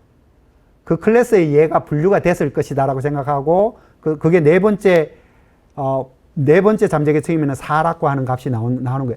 그러니까 몇 번째 잠재계층에 분류됐는가 그게 제일 오른쪽에 나와요. 제가 말이 좀 어렵죠. 다시 정리하면은 요 save data 해서 요 값을 그러니까 요 메뉴를 넣으면은 요 데이터 파일에 뭐가 차례대로 나와요? use variable에 있는 값이 일단 3개가 나와요. 메모에 놓으십시오. H1, H2, H3 나오고 그 다음에 소속 확률이 5개가 나와요. 이건 5개 잠재계층을 분류했기 때문에 첫 번째 집단에 분류될 확률 나오고 두 번째 집단에 분류될 확률, 5번째 집단에 분류될 확률, 그러니까 변수가 5개가 이렇게 더 나와요. 제일 오른쪽에는 그 중에서 몇 번째 집단에 분류될 확률이 제일 높은가를 기준으로 해가지고 그 사람이 몇 번째 집단에 분류되었다라고 하는 그 결과가 나와요. 알겠어요? 그 값이 나오는데 나는 지금부터 지금 뒷부분 하는 게 조금 어려운데 이 부분 난 도저히 안 돼. 그러면은 어떻게 하면 되겠어요? 요 텍스트 파일의 제일 오른쪽에 있는 그 잠재계층 있잖아요. 걔를 SPSS 데이터에 붙이는 거예요. 붙여가지고 로지스틱 회귀 분석을 그냥 하시면 돼요. 정 안 되면은 제가 지금 뒷부분은 좀 설명을 드릴 건데 이 부분이 도저히 이해가 안 된다. 그러면은 그렇게 하셔도 조금 미흡하지만 분석은 그럭저럭 해낼 수 있다. 이렇게 볼 수 있는 거죠. 자, 요 읽는 방법 아시겠죠? 아시겠죠? 이거 분석하면은 결과는 적합도에 해당되는 게 되게 중요해요. 적합도에 해당되는 걸 다 제가 화면 캡처해 놨거든요. 먼저 AIC, BIC, Adjusted BIC 값 나오죠? 그 다음에 엔트로피라고 하는 값 나오고, 그 다음에 얘는 최소 잠재계층 비율 1.6%라고 하는 것도 얻을 수 있겠고, 그 다음에 얘는 LMR, LRT라고 하는 거, 그쵸? 유효 확률까지 나오니까 별표 3개까지 붙일 수 있는 거죠. 그 다음에 BLRT라고 하는 것도 요 밑에 있어요. 그러니까 이 LMR, LRT하고 BLRT는 왼쪽 그 분석 프로그램의 제일 밑에 보시면은 이런 게 나오죠. 거기서 텍 11 있죠. 텍 11 하면은 LMR, LRT 거기에 나와요. 아실 필요는 없는데. 그 다음에 14가 있는데 14를 집어넣으면은 BLRT 값이 얻어져요. 알겠어요? 그렇게 된다는 거고. 그 다음 해야 될 작업은 뭐냐 하면은 이걸 클래스별로 다 구해요. 이걸 클래스별로 다 구해가지고 이걸 요약해줘요. 이 표 하나로 제가 만들어요. 요 뒷페이지에 있어요. 그걸 가지고 몇 개 집단으로 하는 게 적합하다라고 하는 판단을 해줘야 돼요. 아까 판단하는 방법 아까 말씀드렸죠. 그걸 종합적으로 판단해야 된다고 말씀드렸죠. 그러니까 그게 예를 들어서 5개 집단으로 분류하는 게 좋을 것 같아. 이런 생각이 드시면은, 요 5개 잠재계층 분류한 그 분석 그 결과 뒷부분에 클래스 1에서 민, i하고 s의 mean 값 나오고, 클래스 2에서도 요 값 나오고, 그렇게 나오겠죠. 그 값 가지고 또 테이블 하나 만들고 그걸 가지고 그래프를 그릴 거예요. 그래프 그려서 5개 집단의 어떤 특성, 이름을 붙여줘야 돼요. 특성을 잘 드러낼 수 있는 이름을 붙이는 작업. 이게 쉽지가 않아요. 나중에 이름만 붙여보십시오. 이름 붙이는 게 쉽지가 않아요. 답답해가지고 장명수 찾아간 적도 있어요. 그렇게 한다. 이게 순서를 제가 이렇게 쭉 말씀을 드렸어요. 잠재계층수를 하나씩 증가하면서 모형물 적합도를 추정하고 종합적으로 평가해서 최적 모형 선택하고 그 다음에 최적 모형에서 계층별 초기값과 변화율의 평균을 근거로 해서 잠재계층에 적합한 이름을 부여한다. 순서는 이렇게 돼요. 됐나요? 이 분석하는 것도 제가 보여드린다면 이렇게 할 수 있는데 제가 다 만들어놨죠. 하나만 딱 만들고 얘만 바꿔 나가시면 된다니까요. 얘만 바꿔가서 분석하시면 그냥 클릭하면 돌아가요. 이 코드 나중에 이제 올려드릴 테니까 하나만 올려드릴게요. 클래스 2 하나만 올려드리면은 나머지 거 만들고 그런 건 하실 수 있겠죠. 데이터 파일하고. 그럼 이제 올려드리겠다는 거죠. 그렇게 하고 그 다음에 혹시 이 텍스트 파일을 내가 이용해서 로지스틱 회귀 분석을 후속적으로 하겠어. 이런 사람은 어떻게 해야 됩니까? 얘 이름을 계속 바꿔 나가든지 얘가 계속 덮어쓰기 될 거니까 어떻게 해야 될까? 5개의 집단이 나는 최종적으로 분석할 때 5개의 잠재계층이 바람직하다고 봐. 이러면은 얘가 5라고 되어 있는 요 프로그램을 마지막에 돌려야 돼요. 마지막에 돌렸을 때 나오는 요 텍스트 파일의 제일 오른쪽에 있는 값을 분석에 이용해야 되겠죠. 그 정도는 논리적으로 이해되시죠? 계속 덮어쓰기 할 거니까. 아니면은 계층별로 요 텍스트 파일 이름을 바꾸시던가. 너무 복잡하잖아요. 그렇게 하실 필요 없잖아요. 그렇죠? 그렇게 하면 된다. 요 결과를 제가 다 요약해 놓은 거예요. 클래스 1일 때는 엔트로피하고 요 뒤에 있는 값은 안 나와요. 그래서 하이픈으로 제가 처리를 했고, 나머지는 뭐 2개 집단에서 6개 집단까지 다 7개 집단까지 저는 보통 하는데, 여기서는 6개 집단까지 했어요. AIC, BIC, 어저스트 BIC를 가지고 이렇게 그래프를 그렸더니만 5에서 한 번 더 꺾여가지고 더 이상 잘 안 꺾이는 것 같아서 5개의 집단으로 분류했어요. 엔트로피 값도 그때 엄청 높았어요. 뭐 이런 것들을 종합적으로 판단했어요. 하여튼 이거 좀 애매했어요. 됐나요? 그러니까 5개 집단으로 분류를 하고 나서 아까 그러면은 5개 집단으로 분류했을 때 아웃풋에 레이턴 클래스 1에 i하고 s의 mean이 나오겠고, 레이턴 클래스 2에서도 i하고 s의 mean이 나오겠고, 그걸 가지고 이런 표를 만들었어요. 됐나요? 이런 표를 만들고, 이거 그래프 그리는 건 하실 수 있겠나요? 이 그래프는 지금 타임은 어떻게 됩니까? 그러니까 이거는 3번 반복 측정했으니까 0, 1, 2까지만 있어야 돼요. 독립 변수는 0, 1, 2까지만 있어야 되고, 얘를 기울기로 하고 얘를 초기값, 그러니까 y절편으로 하고 초기값으로 하고 변화율 기울기가 이거인 그래프를 여러분 그리는 거는 엑셀로 그래프를 나중에 그려보십시오. 물론 M+에서 기본적인 그래프를 그릴 수 있는데 이쁘지가 않아요. 엑셀에서 다시 좀 그리는 게 좋겠어요. 이 그리는 방법 말씀 안 드려도 되죠? 이 정도는 하실 수 있죠? 보여만 드릴게요. 어떻게 하는가. 클래스 1에 i하고 s의 mean 값만 이렇게 집어넣은 거예요. mean 값만 집어넣고, 요 time이라고 타임 축을 0부터 시작해서 이거 숫자를 한 0.1 간격으로 했나? 그건 지금 기억이 안 나는데, 이렇게 하면 0.1 간격으로 해서 쭉 한 2까지 한 거예요. 알겠어요? 이게 t지, 정확하게는 t가 되겠죠. 요 값을 1차 함수, 뭐가 됩니까? 이 값 더하기 이 값 곱하기 t 이렇게 되겠지. 그게 그렇게 될 거 아니에요. 하여튼 그렇게 구한 거예요. 그래서 얘를 그래프로 그린 거예요. 됐나요? 별로 감동적이지 않죠. 그 다음에 이 부분이 이제 조금 어려운데 이 부분 뭐 도저히 모르겠다 싶으시면은 아까 제가 말씀드린 그런 형태로 하면 되지만 조금 알아두면 되게 좋은 게, 얘만 잘하면은 그 혼합 모형, 다른 혼합 모형에도 다 이게 그대로 적용 할 수 있어요. 예? 그렇게 되니까 너무 정확하게 알라고 하실 필요 없고 어떤 식으로 그 분석을 하면 된다. 그 절차에 대한 것만 이해하시면 될 것 같아요. 이것의 의미가 뭐고 이것까지 아시려면 조금 힘든 것 같더라고요. 자, 이것의 이 논리는 뭐냐 하면은, 지금 독립변수가 추가가 되면은 레이턴트 클래스가 달라질 가능성도 있잖아요. 무슨 말인가 알겠어요? 지금 종속변수가 지금 학교 행복감 3개인데 얘만 이용해서 집단 분류한 거하고, 여기에 영향을 미치는 어떤 독립변수를 집어넣었어요. 집어넣으면서 집단 분류를 했어요. 그랬을 때 집단 분류가 동일하게 되겠어요? 안 되겠죠. 독립변수가 들어가면은 원래는 1번 집단이라고 된 애가 2번 집단으로 넘어가 버릴 수도 있고 이런 일이 생겨요.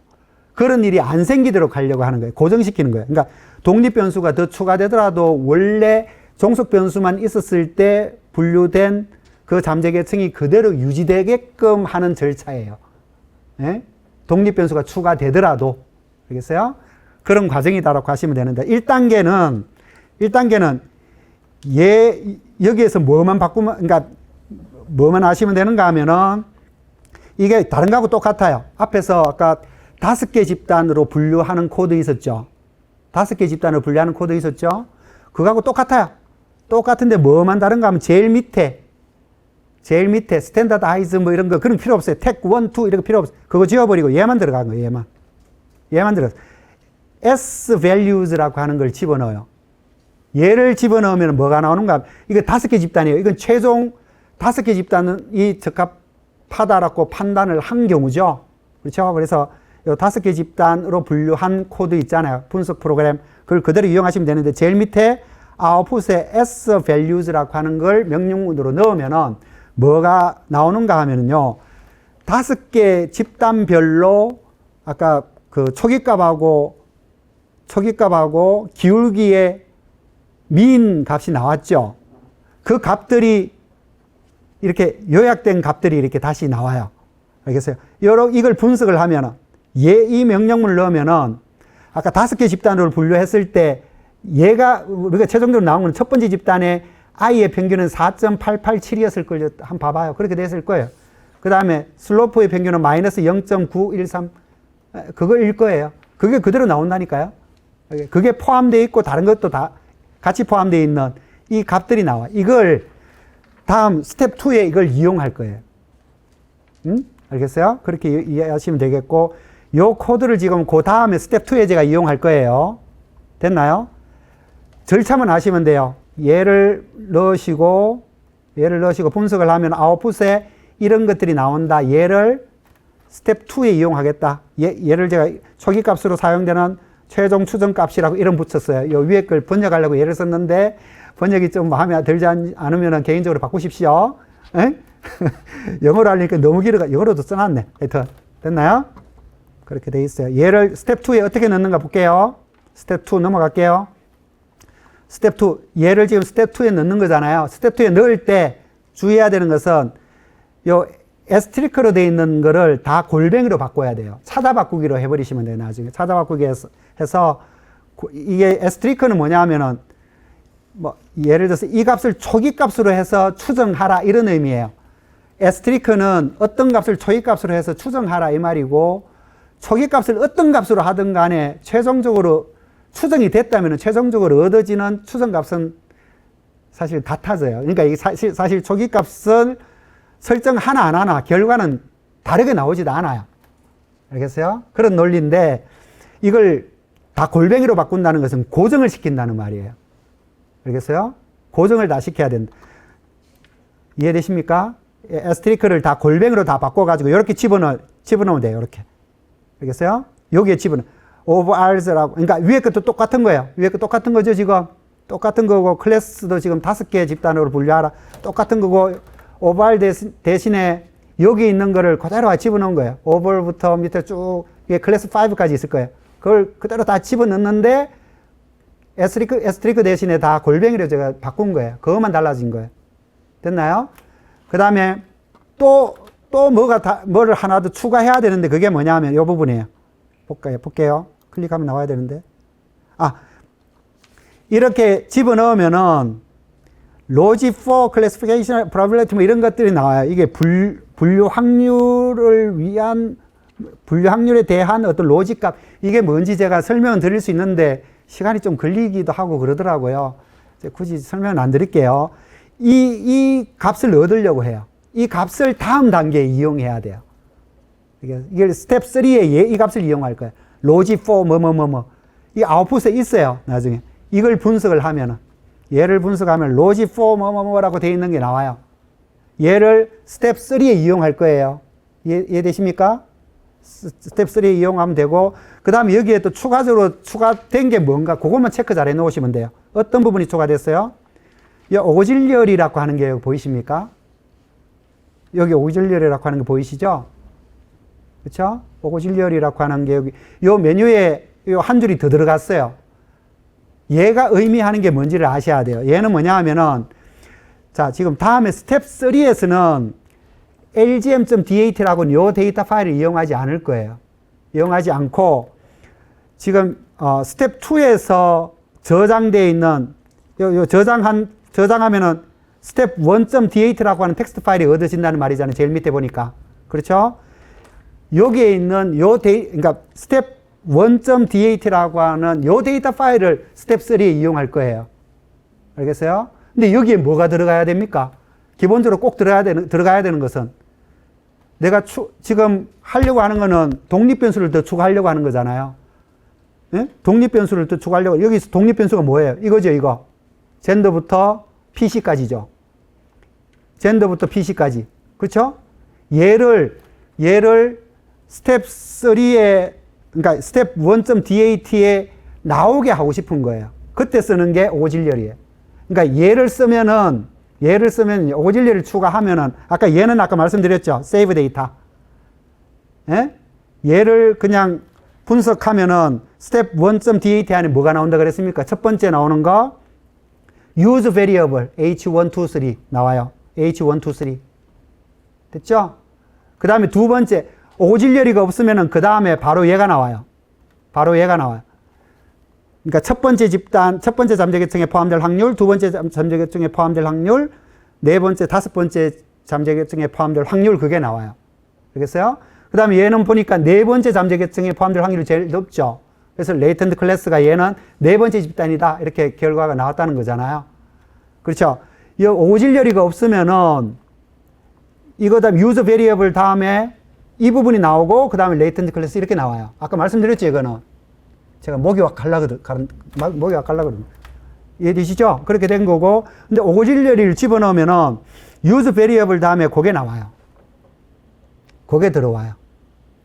그러니까, 그러면은 스텝 1.dat라고 하는 요 데이터 파일을 이용하면은 레이턴트 클래스도 있고, 그 다음에 독립변수도 있으니까 로지스틱 회귀 분석에 써먹을 수 있겠네. 됐죠? 논리는 그렇게 돼요. 요거 두 개를 같이 넣으면은 오질렬이 변수까지 포함된 스텝 1.dat 데이터 파일이 만들어지고, 스텝 3에서는 요 스텝 1.dat라고 하는 요 데이터 파일을 이용한다. 여기까지 됐나요? 그 다음에 지금 스텝 3에는 뭐 어떤 값이 이용된다 그랬습니까? 스텝 2에서 분석했을 때 나오는 logic for the classification 블라블라. 얘가 이용된다. 여기까지 됐죠? 그리고 스텝 3로 넘어갈게요. 제가 되게 상세하게 만든 거예요. 잘 보면은 나중에 직접 한번 해보세요. 하실 수 있어요. 엄청 제가 시간 오래 걸려가지고 만든 거니까 하실 수 있도록 하기 위해서. 얘를 스텝 3에 넣는다 이런 의미죠. 집어넣은 거예요. 집어넣는데 어떻게 집어넣는가 한번 볼게요. 데이터 파일은 뭐를 이용한다 그랬어요? 바뀌었죠? 스텝 2에서 저장한 스텝 1.dat라고 하는 그 데이터 파일을 이용할 거예요. 알겠어요? 그 데이터 파일에 대한 변수 이름을 다 나열해 줘야 돼요. H123, 그 다음에 독립변수 오질렬이 5개. 그 다음에 각 집단별로 소속될 확률 5개. 그 다음에 마지막에 N1, 이거는 이름 마음대로 붙였는데, 레이턴트 클래스 몇 번째 잠재계층에 포함되는가, 그거죠. 그렇죠? 그거 다 나열했고, 유저 베리어블은 이 중에서 어떤 걸 내가 분석에 이용할 건가 이건데, N1은 이용할 거잖아요. 그 다음에 독립변수 5개는 이용할 거잖아요. 유즈 베리어블을 넣었고, 그 다음에 missing asterisk, 이거는 그냥 그냥 내버려 두시면 되는데, 결정값을 제가 999 뭐 이렇게 해가지고 앞에서 뭐 이용했어요. 그러면 결정값이 999로 계속 유지되는 게 아니고요. 이 스텝, 아까 2를 지나면서 그 결정값이 asterix로 다 바뀌어버려요. 알겠어요? 그래서 여기서는 결정값이 asterix가 되는 거예요. 됐나요? 됐나요? 그렇게 된다. 그 말이고, 그대로 쓰시면 돼요. 그 다음에 클래스는 5개 그대로고, 노미널, 이거는 N1이라고 하는 레이턴트 클래스는 이게 명명변수죠. 명명변수로 이렇게 지정해 주시고, 다른 거는 다 똑같이 하면 되는데, 오벌 밑에 뭐가 있는데, 이건 뭡니까? C가 이게 종속변수, 레이턴트 클래스 5개, 클래스 5개잖아요. 5개에 대한, 뭐죠? 이 5개 독립변수에 대한 영향을 보겠다. 로지스틱 회귀 분석을 하라는 말이에요, 이거. 얘가 로지스틱 회귀 분석을 하라는 말이에요. 알겠어요? 이거를, 그러니까 C#1 안에도 이거 카피해 놓고, 2에도 카피해 놓고, 다 카피해 넣어도 돼요. 근데 안 해줘도 된다고요. 다 카피하고 싶을 때는 각 클래스별로 그 로지스틱 회귀 분석에서 회귀 개수가 동일한 값으로 추정이 되도록 하고 싶다. 뭐 이렇게 뭐 후속적으로 조금 더 디테일한 분석을 할 때는 얘를 밑에 다 같이 갖다 붙여가지고 그 개수 값을 동일하게 만드는 방법이 있거든요.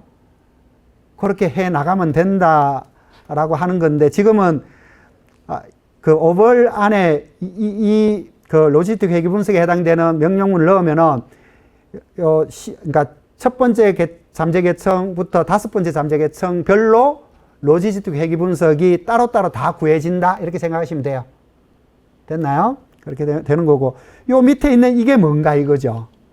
이 밑에 있는 얘를 이거, 그러니까 로지포드 클래시피케이션에 제가 이름을 뭐라고 이름 붙여놨는가 하면, 뭐 아까 분류 확률에 대한 무슨 로직값 이렇게 이름 붙여놨고, 그게 뭔지 제가 설명하기 위한 자료를 제가 만들어 놓고 했는데, 이거 설명할 시간 너무 많이 걸리더라고요. 이게 결과는, 이게 과정을 아실 필요 없고 하는 방법만 아시면 돼요. 요 10.508 보이십니까? 10.508을 차례대로 여기 넣으시면 돼요. 10.508 옆으로 7.869 넣고, 그 다음에 쭉 가서 10.312 이렇게 넣으시면 돼요. N1 샵 해서, 그 다음에 무슨 골뱅이 고정시킨다 이 말이죠. 알겠어요? 다른 거는 안 건드리셔도 되고, 뭐만, 여기 있는 숫자들만 바꾸시면 된다. 10.508부터 10.312 숫자만 바꾸시면 되는데, 그거는 로지포드 클래시피케이션 프로바빌리티라고 하는 이 매트릭스에 있는 값을 이용하면 된다는 거고, 이게 혹시 레이턴 클래스가 6개, 그러니까 6개 잠재 계층이었어요. 그러면은 N1 샵 5를 만드시면 돼요. 그거 더 추가하는 거는 뭐 이해하실 수 있겠죠. 그렇게 하시면 되고, 그 다음에 N2에 해당되는, N2에는 뭘 집어넣으면 돼요? 그 밑에 줄에 7.2143, 13.778 이걸 쭉 다 집어넣으시면 돼요. 됐나요? 그렇게 해서 샵 5까지 집어넣으시면 되겠어요. 됐나요? 이렇게 해서 얘를 실행시키시면은 그 뭐가 나오는가 하면은 잠재 계층, 소속된 잠재 계층이 안 바뀌는 상태에서 로지스틱 회귀 분석한 결과가 나와요. 알겠어요? 그렇게 된다라고 하는 거죠. 그 결과는 이렇게 나와요. 로지스틱 회귀 분석하면 결과가 이렇게 나와요. 이렇게 나오는데, 보시면은 첫 번째 쭉 내려가시면 카테고리컬, 뭐 레이턴트 베리어블 이렇게 나오거든요. 이게 비표준화 회귀 계수예요. 로지스틱 회귀 분석에서. 그렇게 되는 거고, M 플러스에서는 아무 말 안 하면은 제일 숫자가 높은 걸 레퍼런스 그룹으로 설정을 해요. 이거는 레이턴트 클래스가 아까 5개였기 때문에 아무 설정을 하지 않으면은 레퍼런스 그룹이 클래스 5가 레퍼런스 그룹이 되는 거예요. 그래서 제가 이렇게 해놨죠. 레퍼런스 그룹이 레이턴스 그러니까 클래스 5라고 했을 때, 예? 샵 1이라고 하는 건 뭡니까? 그러면은 5번 집단에 비해서 1번 집단에 포함될 가능성을 더 높이는가 낮추는가에 대한 B값하고 이 제일 앞에 있는 요 값이 B값이고, 친절하게 해놨죠. 요 값이 B값이고 요 값이 스탠다드 에러 값이 되겠고, 요 값이 유의 확률이 되겠고, 됐나요? 유의 확률이 되겠고, 그 다음에 그 밑에 뭐가 있는가? 로지스틱 리그레션, 이게 성산비라고 하는 거 들어보셨어요? odds ratio라고 하는 거. 성산비 값이 또 나와요. 성산비. 성산비 값이, 요 값이 성산비 값이에요. 알겠어요? 이 값이, 이것도 레퍼런스 그룹을, 이 5라고 가정했을 때의 성산비 값이 나온다는 말이에요. 그러니까 여기서 이제 나중에 표에 정리하셔야 되는 것은 B하고 스탠다드 에러하고 P 값하고 요 odds ratio 있죠? 요 값을 이용해서 어떤 표를 만들어야 되는가 하면은 요 바로 뒤에 표 한번 보실까요? 한번 보실래요? 바로 뒤에 표. 요런 표를 만들어 내셔야 돼요. 요 표. 지금 숫자가 같은 숫자인 걸 한번 보세요. B 값하고 스탠다드 에러, SE 값, 그 다음에 B의 별표 처리를 하는 것은 뭘 가지고 하면 돼요? P 값 가지고 여기에 별표를 갖다 붙이면 되겠죠. 옮겨서 쓸 수 있겠죠. P 값 가지고 별표를 한 개 붙여야 될 건지, 두 개, 세 개 붙여야 될 건지를 판단하셔서 이거 별표 붙인 상태에서 이렇게 만드실 수 있겠고, 그 옆에 성산비 값을 제공하고 성산비는 일종의 표준화 회귀계수라고 생각하시면 되는 거예요. 완전히 똑같지는 않지만, 그러니까 여러분 그냥 중다회계 분석에서는 어떤 독립변수가 상대적인 어떤 기여가 더 큰가 이런 거 해석하고 싶을 때 표준화 회귀계수 이용하잖아요. 그렇죠? 표준화 회귀계수 이용하면 되는데 여기는 표준화 회귀계수를 계산할 수 있는, 손으로 계산할 수 있는 방법이 있어요. 그거 하실 필요 없고 그냥 대신에 성산비를 이용하면은 독립변수의 상대적인 기여도를 어느 정도까지는 얘가 해석해줘요. 이걸 좀 더 엄밀하게 하고 싶으면은 최근에 그 뭐 머신러닝 이런 거 들어보셨나요? 예, 머신러닝. 거기에서 그 분류하는 방법이 여러 가지가 있잖아요. XT 부스트 이런 거 들어보셨죠? 그게 분류율이 제일 좋다 이런 이야기 하잖아요. 그거 이용해서 샵 밸류라고 하는 거 이용하면은 어떤 독립변수가 상대적인 기여도가 더 큰가 이걸 좀 더 엄밀하게 로지스틱 회귀 분석하지 않고.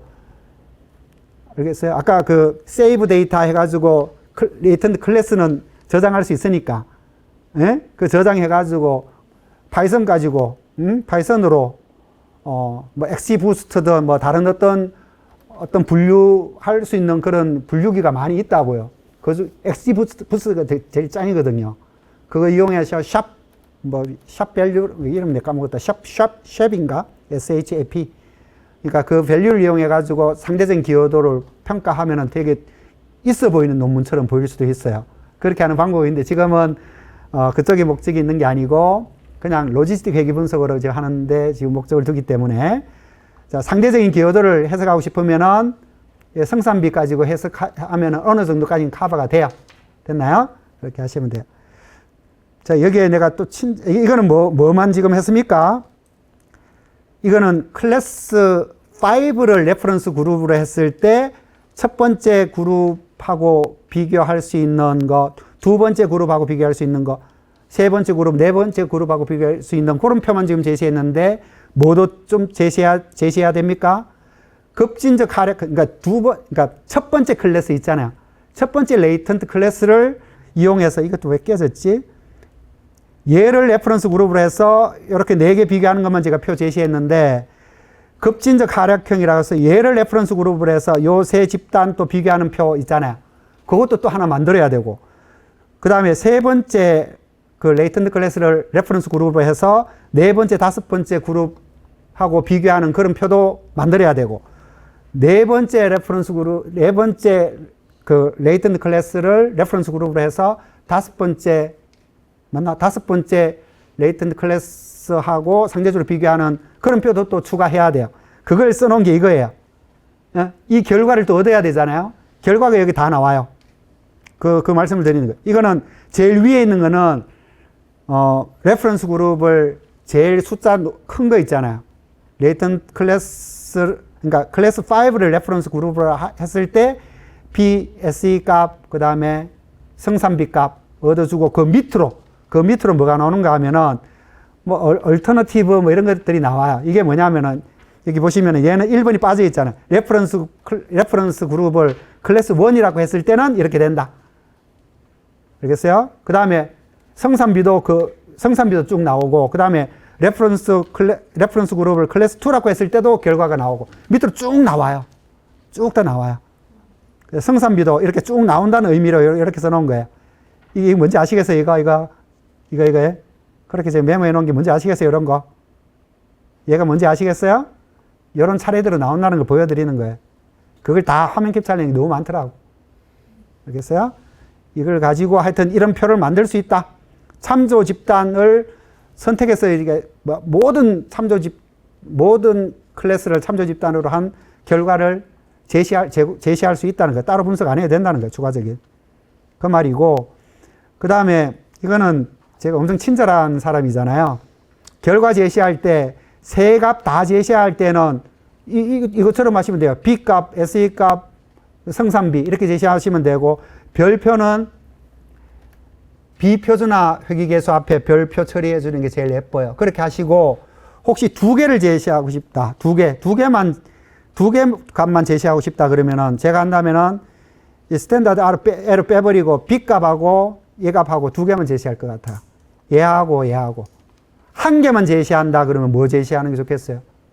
한 개만 제시하면은 얘가 더 좋아요. 얘는 상대적인 비교까지 할 수 있으니까.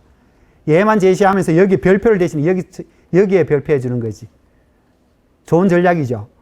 그런 것까지 제가 팁으로 드리는 거잖아요. 훌륭하죠? 이거 이제 아래 한글로 뭐 편집한 걸 보여드릴 수 있는 건데, 지나가고, 이거는, 옛날에 제가 봤던 논문인데, 그 성장 혼합 모형 쪽으로는 되게 잘 써진 논문인 것 같다는 생각이 좀 들어서, 제가 이렇게 캡처해가지고 중요한 결과 부분만 갖다 넣어놨고, 혹시 이건 뭐 다운로드 해서 보실 수도 있으니까, 뭐 논문 제목도 있으니까 다운로드 해서 보실 수도 있을 것 같아. 읽히실 거예요. 나중에 보시면은. 처음에는 몇 개의 집단으로 분류해야 될 것인가, 그 판단하는 거고, 두 번째는 5개 집단으로 분류했네. 그러니까 5개 집단의, 특징, 이름을 붙이기 위해서 그래프를 그렸네. 그래서 이런, 이유에서 이름을 어떻게 붙였다. 그런 게 나오겠고, 그 다음에 영향 요인 분석을 한 거예요. 됐나요? 그렇게 한 논문까지 제가 뭐 소개해 드렸습니다. 이건 참고 문헌인데 이상입니다. 수고하셨습니다.